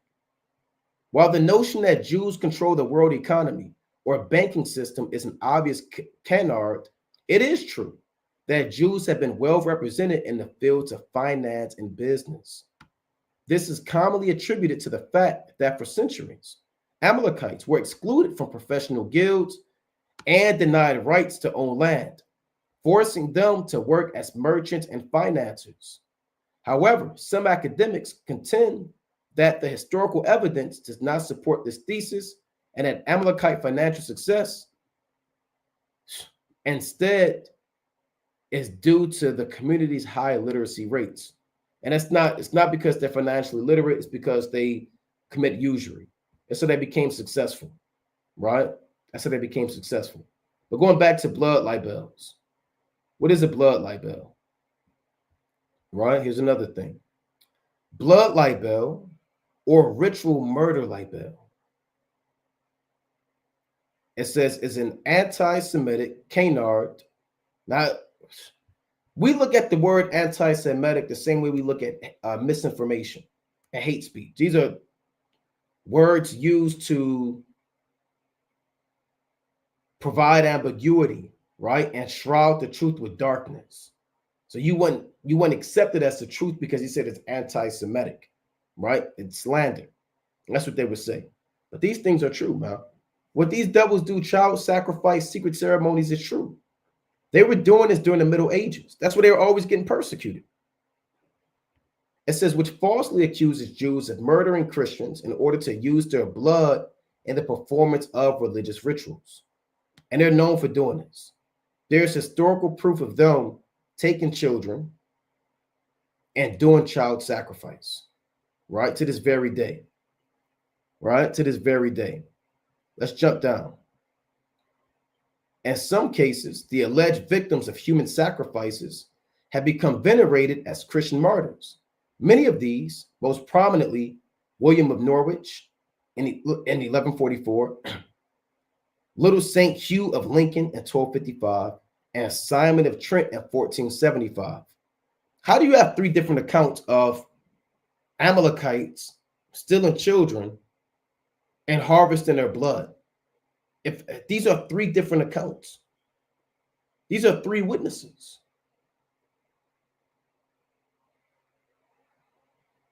The Lord said in the law, one witness shall not rise up against another for any iniquity or any sin that he committed.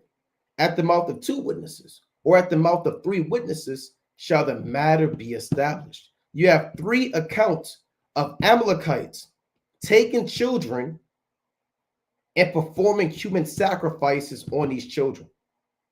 As a matter of fact, there's four, right? It reads, one child who was allegedly murdered by Amalekites, Gabriel of Bialystok, was canonized in the Russian Orthodox Church. Now, this is a brother. Look at this guy. That's an Israelite right there. So they were taking little black, so-called black babies. That's what Amalek was doing, man. It's why going back, this is why Germans were doing what they were doing in World War II to them. This is why the Russians were doing what they were doing to them. That's why they're always getting persecuted and kicked out of lands. That's why they're hated today. Only people that don't hate them are the people that don't know them. But Iran, they despise them, man. The Russians, they despise them. The North Koreans, they despise them.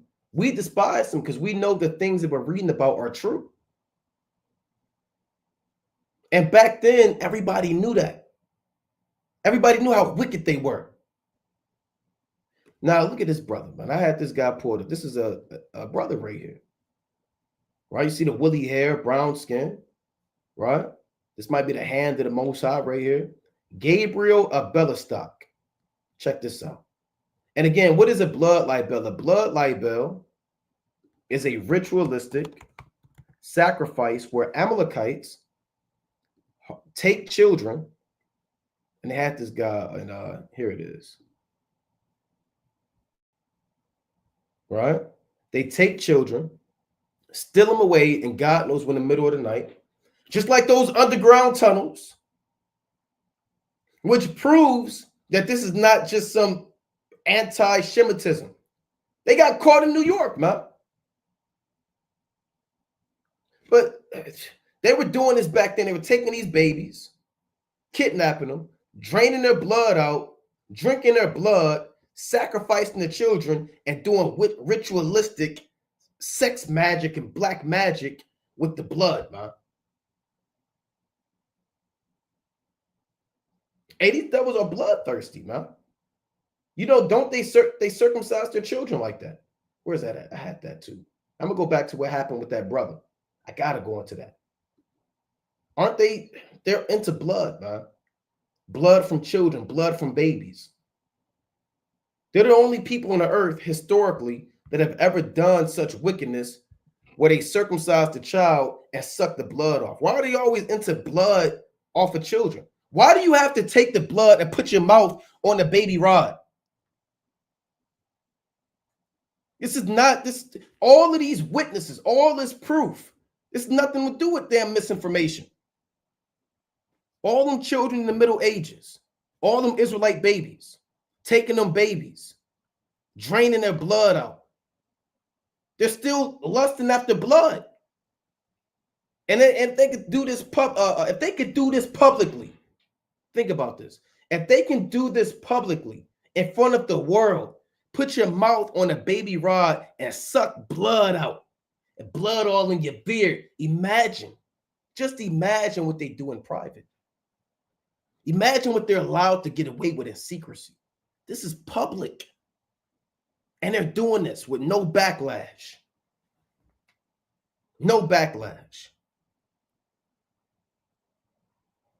God knows what they do behind closed doors. What we're reading about, the money lending, the wickedness, the usury, the robbery, the murders that they do outright, man. They was giving these guys herpes, man. And we've been into this a long time ago. This older article, still relevant. Babies' herpes linked to circumcision practice. Outright, man. They was giving these babies herpes. Where they get herpes from, man? What the hell is going on? What the hell was going on? What is going on with Amalek? Right? Putting your mouth on the baby. Now your baby got herpes.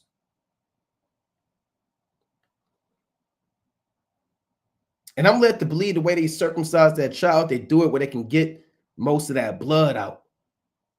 And they just licking their lips. Man, they probably getting their rocks off.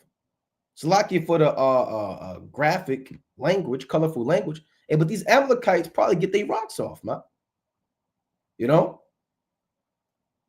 Getting that blood, it probably get them all riled up, get them hyped up, man. You know? Adrenaline rush.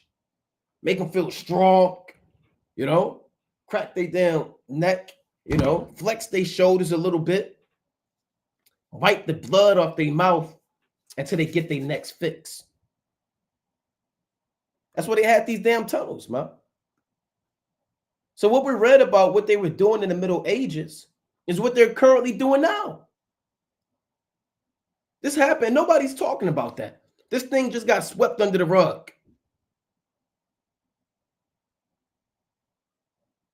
What happened with the tunnels? Why were mattresses, you can see the mattress in the picture. Why were mattresses found with blood and feces and urine stains on them? Why were high chairs found down there? Why do you have networks of tunnels? Where do these tunnels go? And they stopped. You couldn't go in those tunnels, man. If you was in New York and you want to go down there, they cut you off, man.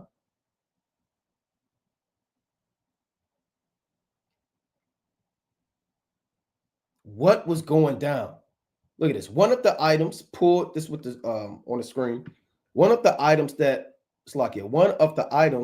they pulled from the tunnels in New York was a twin mattress.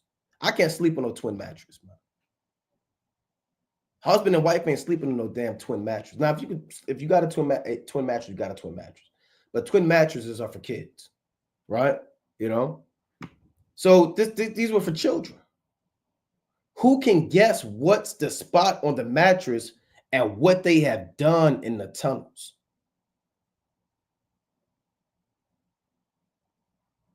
All them children that went missing, man, in New York. Let's see, how many children go missing in New York each year? And that's this blood libel. That's what they were doing down there. They were doing that in the Middle Ages. It's what led to the pogroms, the persecutions. How many children, they might take this video down, right? They might take YouTube down. How many children go missing in New York City? Right? Let's see by year. Every year.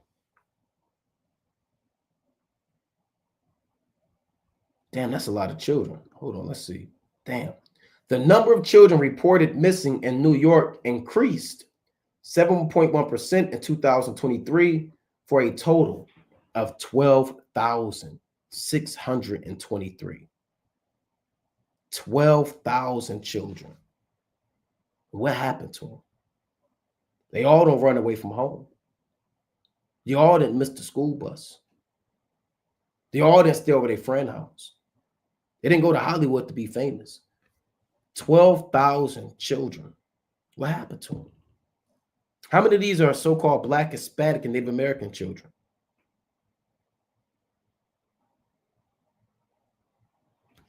So you see what's going on, man. What was going on back then is what was going on now.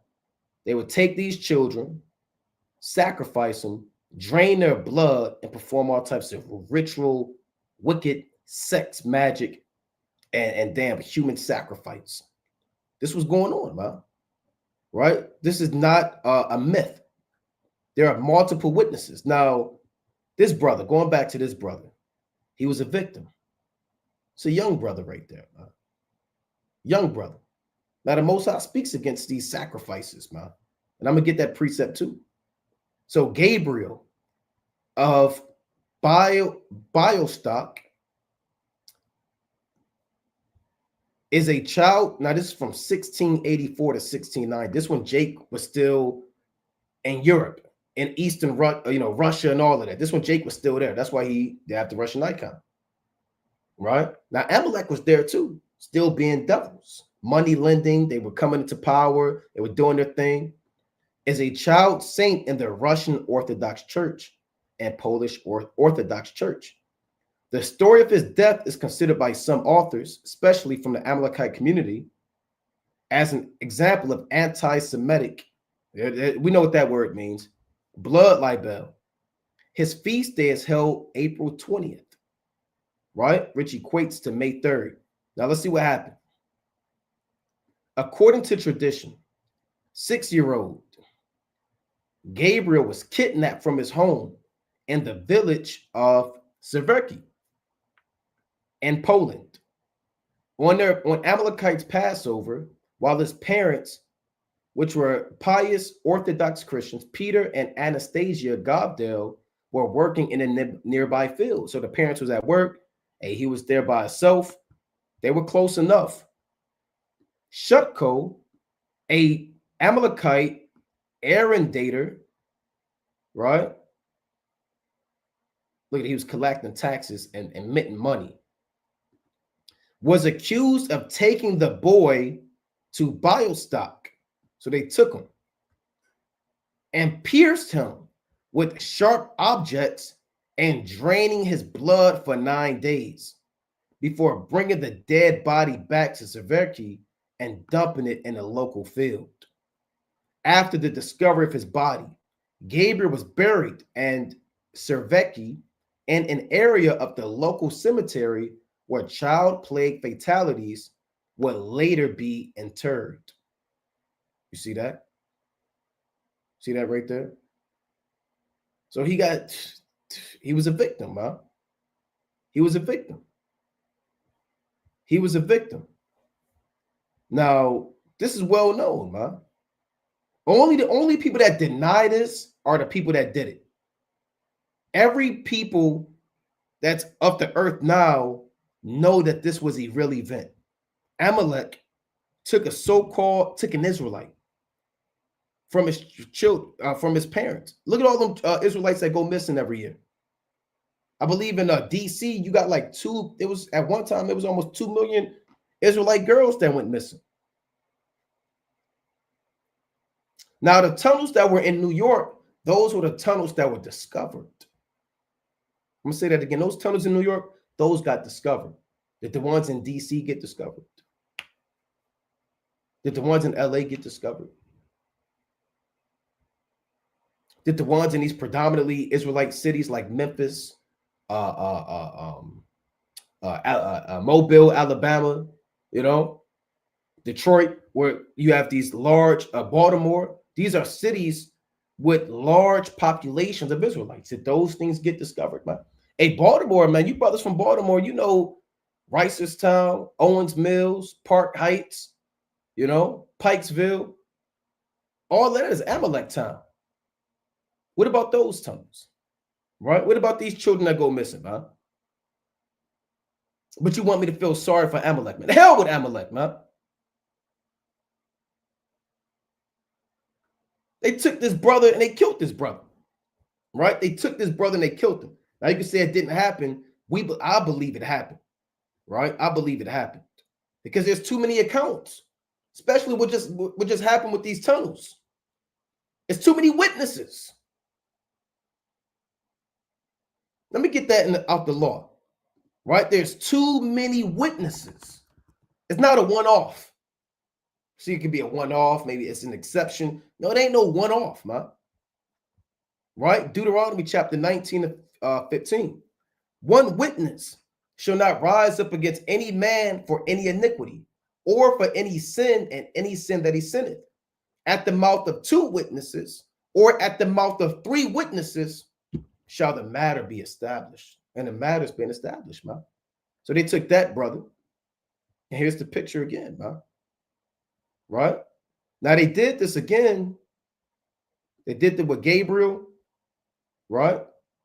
They did it with your cousin. They probably did it with your son, your family member, these brothers that go missing, these women that go missing. They did this, man. They did it with this brother, little Saint Hugh of Lincoln, right? You had Israelites in the Middle Ages running Europe at this time, and they like to go after Jake due to our genetics, due to the spirit that's in us. These are Israelite boys that they were taking. So little Hugh of Lincoln, man, right? Little Saint Hugh. That sounds like a brother, man. Young brother, little Saint Hugh of Lincoln. You know? Now they don't have a picture of him outside of that, man. Right? But let's read this. It reads, Hugh became one of the best known of the blood libel saints, generally Christian children whose deaths were interpreted as Amalekite human sacrifices, right? It is believed by some historians that the church authorities of Lincoln steered events in order to establish a profitable flow of pilgrims to a shrine of the martyr and saint. That's what they're saying, right? It reads, let's see. Hugh's death is significant because it is the first time that the crown gave credence to ritual child murder allegations. Why would the king actually listen to this? Because it was happening more than once. They kept bringing these allegations that these Amalekites are taking our children and doing ritualistic sacrifices. They kept going before the king. In Luke, the 18th chapter, the Lord said, hear what the unjust judge said, man. So when you continually go before the judge, it'll hear you, man. And now they gave heed to it. They said, this thing is real. There's too many accounts. We heard an account in this country. We heard an account in this country. It's happening in my backyard. Let's go to Wisdom of Solomon real quick, chapter 14, right? Let's go to Wisdom of Solomon, chapter 14. Actually, I want chapter 12. Right? Let's get straight to the point. Wisdom of Solomon, chapter 12 and verse number 3. It reads, and I'm going to go back to that article. For it was thy will to destroy by the hands of our fathers, both those old inhabitants of thy holy land. It was the will of the Most High to use Joshua to lead us to the promised land, to destroy the Canaanites. That was the will of the Most High. Why? It's going to tell you what these Canaanites were into. What they were into is what Amalek is currently into. Whom thou hatest for doing most odious works of witchcrafts and wicked sacrifices. Blood magic, sex magic, ritualistic blood and human sacrifice. And these things are not far-fetched. The Bible says the Canaanites did that. Stop thinking that these are some hysterical accusations. These things have happened back then. The Canaanites were doing this. God said that, man. Amalek is doing that. The Most High said that. Works of witchcrafts and wicked sacrifices. Verse number 5. And also those merciless murderers of children and devourers of man's flesh, and the feast of blood. They were murdering children, eating flesh, and having feast of blood. Look at the picture, man. The merciless murderers of children, devourers of man's flesh, and feast of blood. And they know what spot to stab you in, where they can get the most blood out. Man. I'm going to hit that vein. I'm going to hit that artery. I'm going to hit that pressure point. I'm going to get blood from the liver. There's a spirit in the liver. There's a spirit in the kidney. And these warlocks, they deal with what's the word? Haruspecs and organ entrails and looking in the liver and dealing with sorcery and things of that nature, right? The augurs and all these different warlocks, man, they deal with that, man. Blood from the liver. I need blood from the kidney. This does this and this does that, you know? So they're into that, man. Let's read on. Verse number 6, Wisdom of Solomon 12:6. With their priest out of the midst of their idolatrous crew and the parents that killed with their own hands, souls destitute of help. And them murdering them Israelite brothers, man, that stuff, man, vexes you. These were souls destitute of help. All them children that go missing in New York, man, 12,000. In Baltimore, Detroit, Memphis, LA, you know, Miami, Georgia, all Jackson, Mississippi. Nobody knows what happened to them. Vanished without a trace. Gone. What happened to them? Huh? We know what happened to some of them, if not most of them. The Lord says so. Let's go to Wisdom of Solomon chapter 14. But yet we're the bad guys. Yet we're the ones being, that's why they want to shut us down. Because we're going into information like this. That's why they want to shut us down. And then show that wicked be revealed. You know, and this stuff is public. This is Wisdom of Solomon. I'd have to dive in a cave. This is public information. Wisdom of Solomon chapter 14 and verse number 20. Let's see. I want 23. Wisdom of Solomon chapter 14 and 23. For whilst they slew their children in sacrifices, or used secret ceremonies and made revelings of strange rites. So child sacrifice is not uncommon amongst the nations. Secret ceremonies, witchcraft, right? Practical, the Kabbalah and these things and magic, they deal with that, man. You don't think these Amalekites deal with magic? They deal with magic and sorcery. You know? Where is that at? Look at this. They have a magic book of spells and sorcery and witchcraft, right? They have books, man.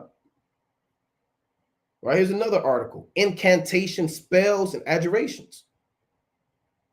Jewish sources indicate belief in the efficacy of spells.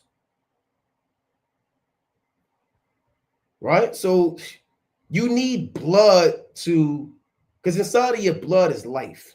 That's Leviticus, the 17th chapter, 11 on down. So there's a spirit in the blood. There's life in the blood. So if you want to invoke a particular demon or a deity, you want to call upon Satan and whatever so-called God that you worship, you need that blood. You need it. Hey, the high priest, he needed blood, man. That he was sprinkled upon the mercy seat 7 times. They take that blood and they probably do it 6 times. They have priests.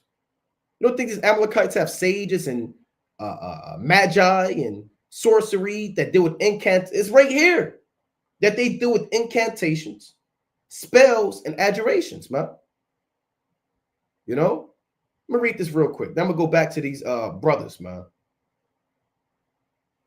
An incantation or a spell is a spoken word, phrase, or formula of power, often recited as part of a larger ritual, which is recited in order to affect a magical result.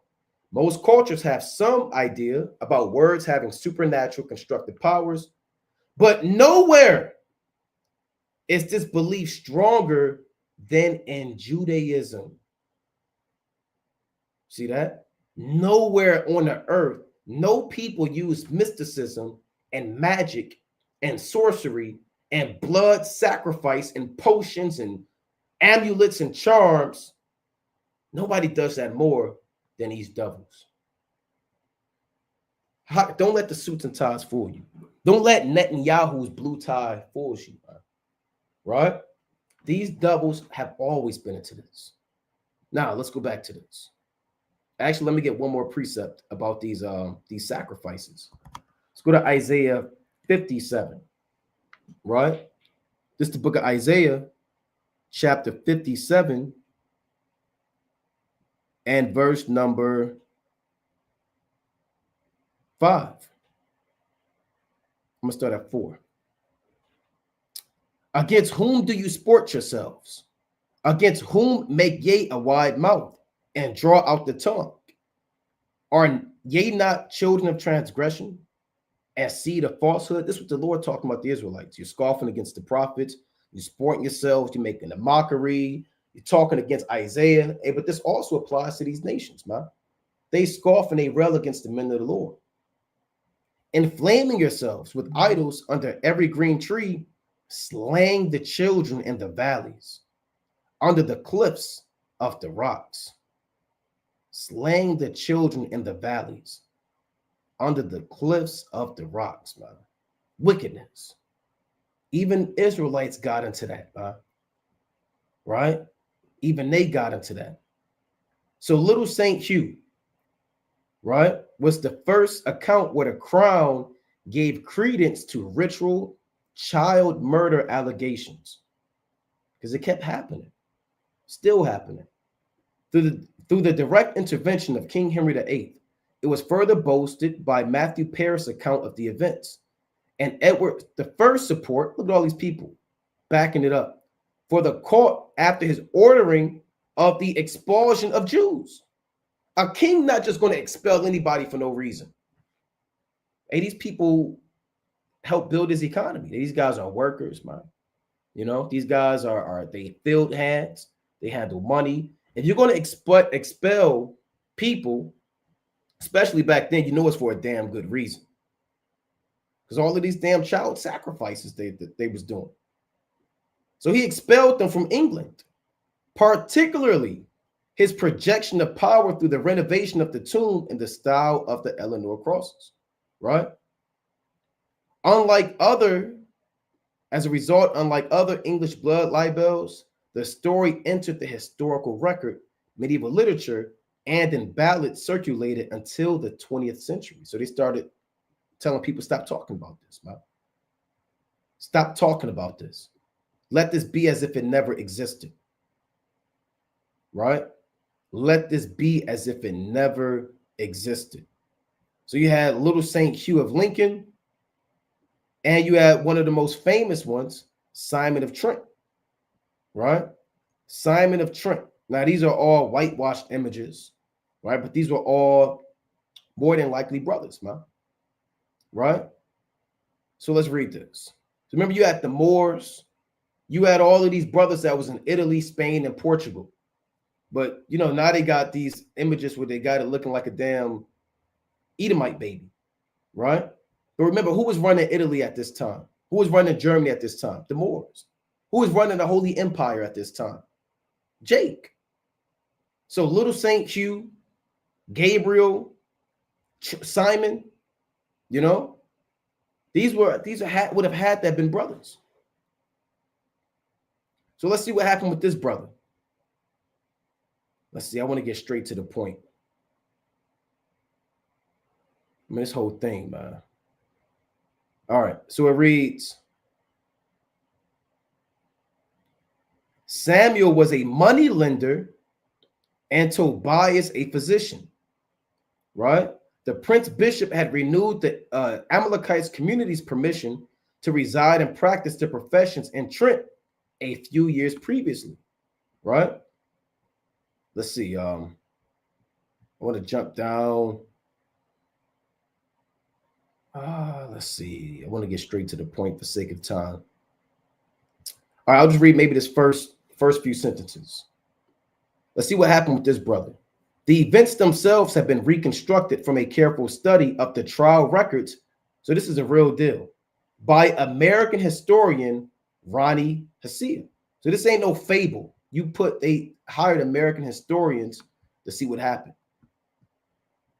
Let's see. I know the words are small, so I'll read it. Simon, almost 2.5 years old, went missing about 5 p.m. Sounds about right. On the evening of Thursday, March 23rd, 1475.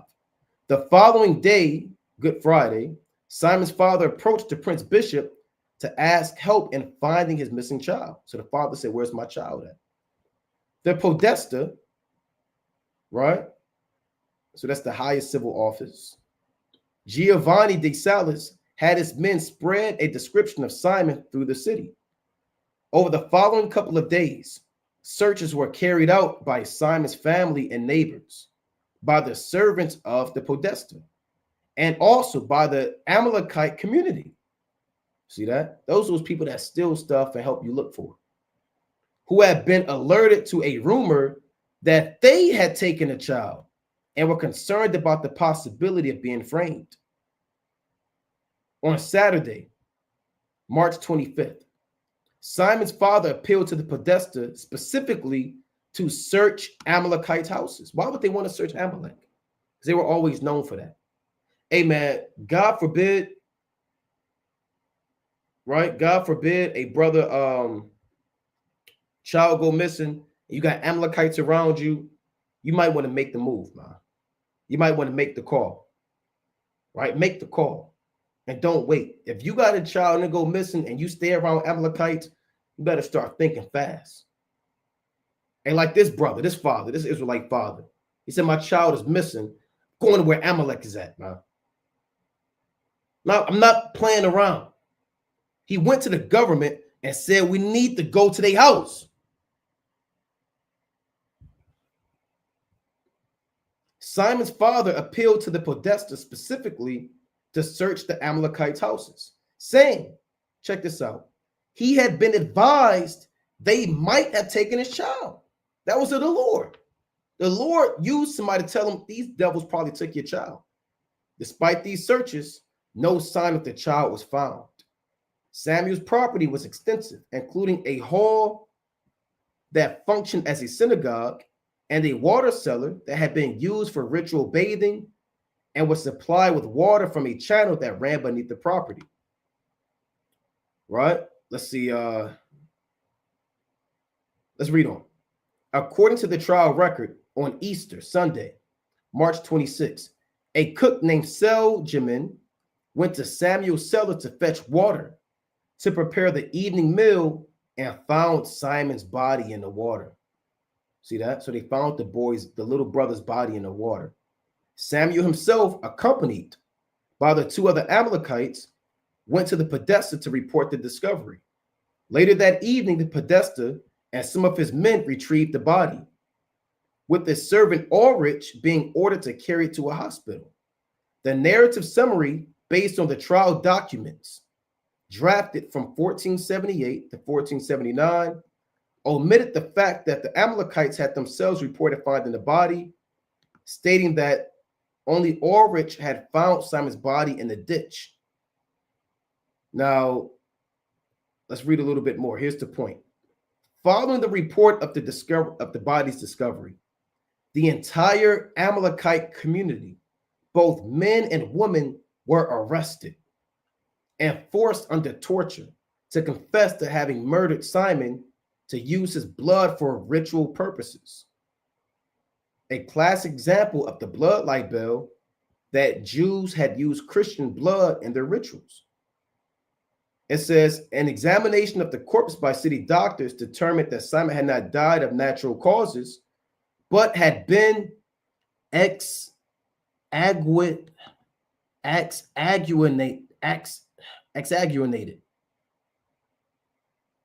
So when they did the autopsy, they say he didn't die of natural causes, but he died of exsanguination. That is the loss of blood from the circulatory system of the vertebrae, usually leading to death. So they found out how he died. His blood got drained from him.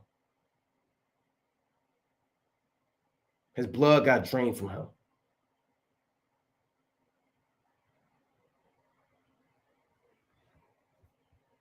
"15 of the Amalekites, including Samuel, the head of the community, were sentenced to death and burnt at the stake." So they burnt them, huh? So they're always getting jammed up, right? We're not going to read this whole thing, but they're always getting jammed up. You had little St. Q. You had this brother. That's these devils for you, huh? That's these devils for you. They're always into something. They're always into some type of evil, wickedness. Let's go to Ezekiel chapter 7, right? So now they want us to stop talking about it. They want us to stop reading the Bible, saying that we're the Israelites, we're the people of the Most High, because they're trying to cover up all of the dirt that they've been doing, huh? Child sacrifice and big banking and owning businesses and funding wars and all of the wickedness in the media that they're owned, and they want to try to sluck you, get you distracted from all of that, huh? Right? But you can't fool the men of Yahweh Shem Yahushua. This is Ezekiel chapter 7 and 24. "Wherefore I will bring the worst of the heathen, and they shall possess their houses. I will also make the pomp of the strong to cease, and their holy places shall be defiled." Right? And their holy places shall be defiled. Who's the worst of the heathen? Who's the worst? Amalek. That's what God said. They are the worst of the heathen. Secret ceremonies, witchcraft, sorcery, and madness, necromancy. Let's get one more before we move on. This is Deuteronomy chapter 18 and verse number 10. "There shall not be found among you anyone that maketh his son or his daughter to pass through the fire, or that useth divination, or an enchanter, or a witch." So if you deal with dark magic, white magic, sorcery, palm readings, tarot cards, you're going to be destroyed by the Lord. "Or a charmer, or a consultant with familiar spirits, or a wizard, or a necromancer." Right? So you can't deal with dead bodies, evil spirits, put spells on people. All of these things is what Amalek was doing, right? Constantly getting chased from land to land. Look at this. Look at these paintings. Nobody's making this up. When you have 1,000 people speaking about what you did and you still say it's anti-Semitism, we can't believe you, man. Look at them. They pulled the veil off. You got this Amalekite drinking blood, and this woman want to hit him upside the head. This is medieval art. Maybe he took her son, man.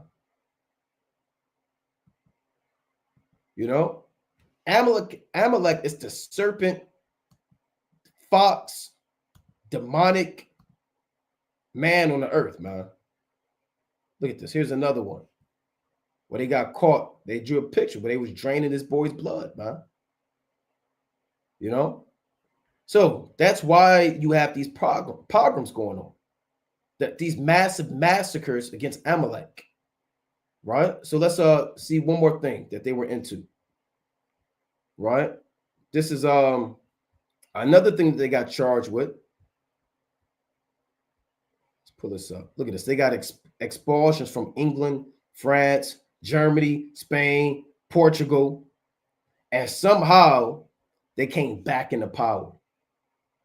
The Rothschild sent his sons out there, and they ended up taking back over the earth and putting all these nations in debt. All these Western European nations, they all report to the Rothschilds, these big banking families. But at one time, they got kicked out these lands, man. Hitler tried to do that. Other kings tried to do that. George and Edward, everybody's always wanted to get rid of Amalek because they always want to monopolize and take over their kingdoms. America, they're the only nation on the earth who love Amalek. They work for them, right? They work for them. Now you had another. Let's see. I want to go into the Black Plague.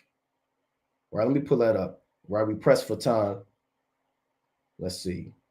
So this is persecution of the Amalekites during the Black Death. If you don't know about the Black Death, it was a massive disease and outbreak during the Middle Ages. Right now, word came out that Amalek was doing a lot of wickedness and doing a lot of murder during this time. Right? They were poisoning the wells of certain kingdoms that didn't accept them, trying to assassinate their kings, overthrowing countries through biological warfare. There's a term called poisoning the well. I want to read that too. But let's see if I can get this. The persecution of the Amalekites during the Black Death consisted of a series of violent mass attacks and massacres. Amalek was often blamed for outbreaks of the Black Death in Europe, right? Just like other diseases that he puts out on the earth. He creates these diseases and put them out on the earth. Now, I want to get straight to the point. Let's see if I can find this. Poisoning. Here it is. Right? Amalekites were frequently used as scapegoats and false accusations, which stated that they had caused the disease by deliberately poisoning wells. So this is how they said many people were dying. Amalek was going around, and if you didn't get down with them money lending to you, they would go and send people to your land. They would poison all your wells, and many men would die. Now, a lot of people that didn't die, coincidentally, was the Amalekites. During the Black Death, it's reported that Amalek wasn't getting killed. And people started asking questions. How come these not dying, man? How come these devils not dying? But all of us are dying. So they started coming against them. Now, this is what they say happened. Right? Is it far-fetched? No. Knowing that you can't put nothing past these devils. Right? You can't put nothing past these devils. Right? It's like I had a precept. You can't put nothing past these devils. But it reads, that is likely because they were less affected than the other people, since many Amalekites chose not to use the common wells, which were located in towns and cities. So they say, well, that was a myth. They weren't really poisoning the wells, but a lot of these nations say Amalek was really doing it. Now there's talk. Now this is well poisoning, right? Now check this out. You have certain accounts of well poisoning. Check out in modern day time who's known for poisoning wells.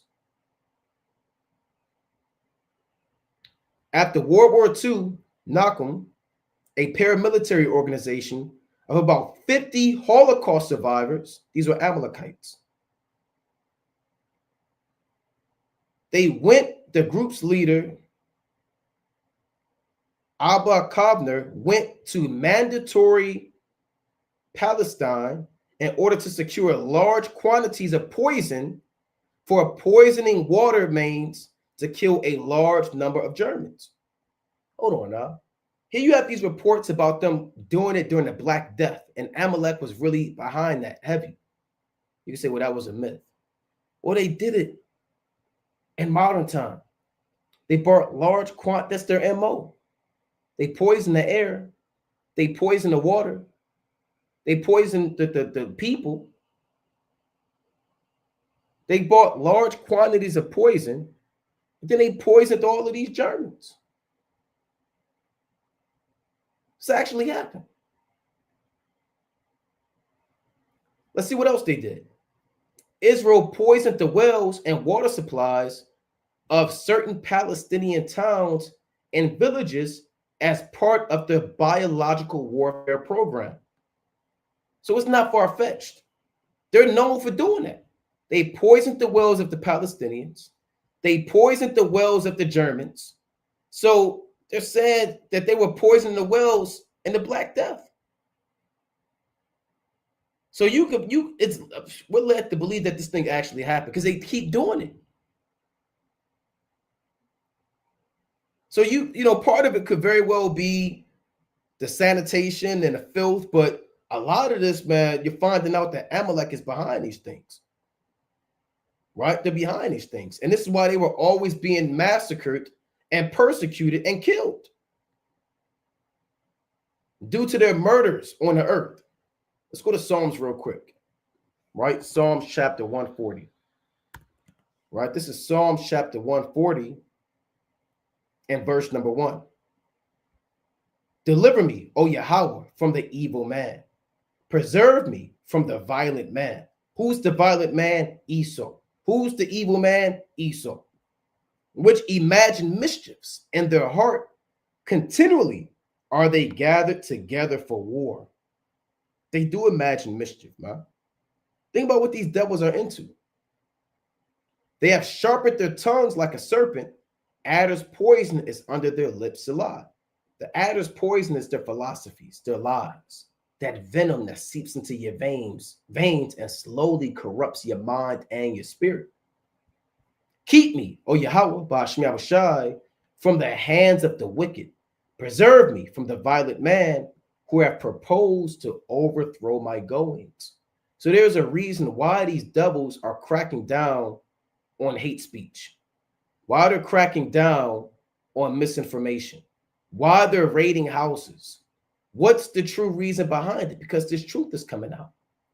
And anybody that speaks against this truth, you are now an anti-Semite and they're coming after you. You can no longer talk about blood libels and how they own the media and these different religious institutions and how they own the earth and how they come from the Rothschilds and these big banking industry. You can't go into their history because too many people are finding out who they are and their identity is being discovered.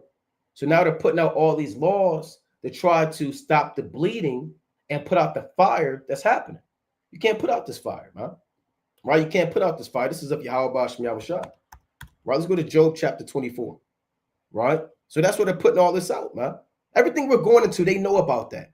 This isn't taught in the school system. Remember, you're taught that they're the victims. The true side of history says that the entire earth is the victim. They're poisoning wells. They're causing massive disease.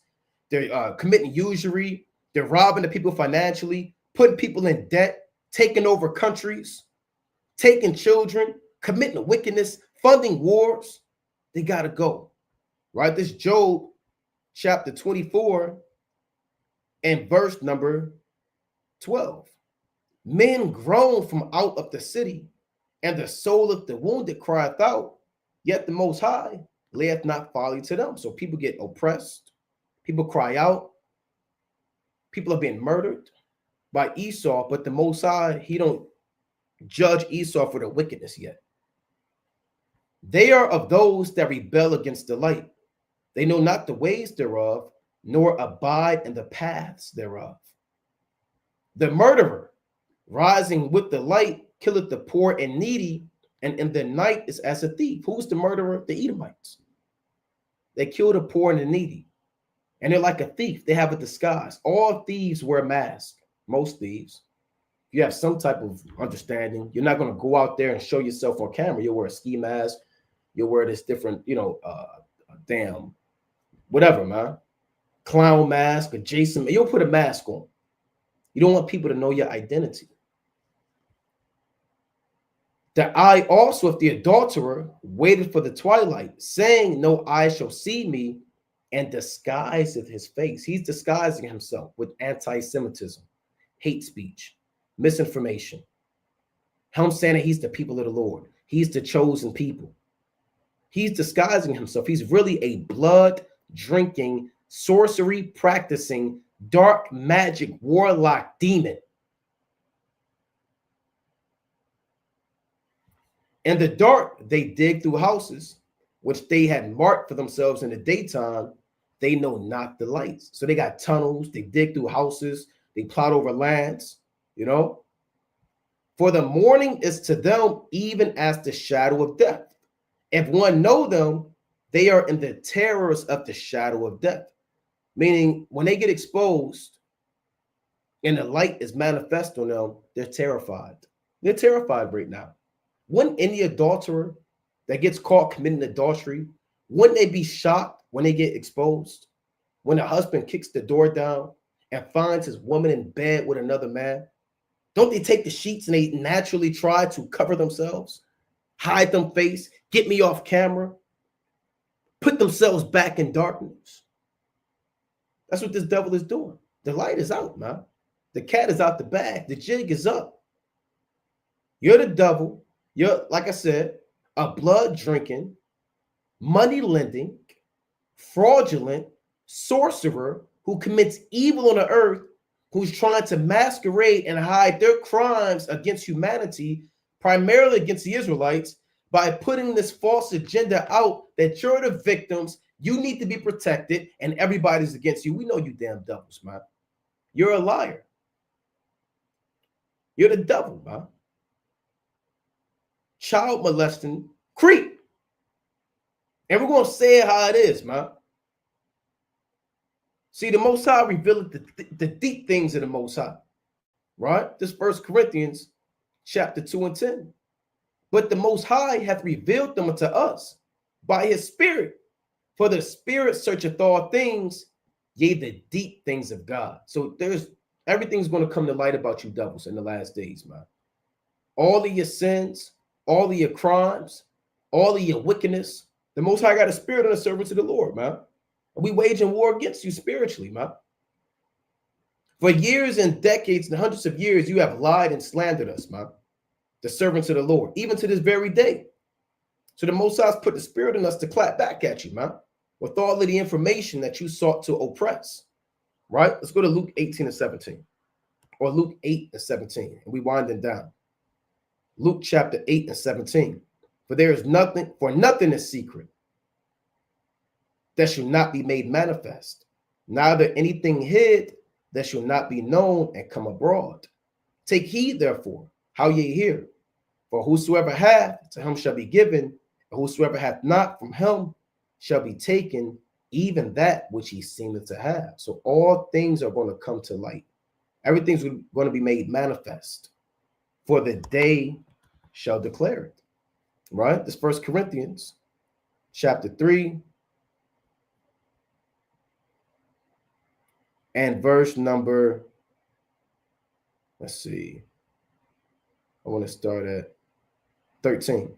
Every man's work shall be made manifest, for the day shall declare it. Right? Because it shall be revealed by fire, and the fire shall try every man's work, what sort it is. And the fire is trying Esau's work. His works are burnt. His works are nothing. He has wood, hay, and stubble. He's not the people of the Lord. He's not Samuel. He's not David. He's not Peter. He's not the Most High. He's not the angels. He's not Yahushua. He's not John the Revelator. He's not Moses. He's not Joshua. He's not Caleb. He's not Samson. He's not Haggai, Zechariah, Abraham, Isaac, Jacob, Enoch, Elijah, Elisha, Gad, Reuben, Simeon, Manasseh. He's none of the people of the Lord. The day is declaring it, man. And it's being revealed by fire. And he can't stand against the fire. Now, the fire right now is the word of the Most High.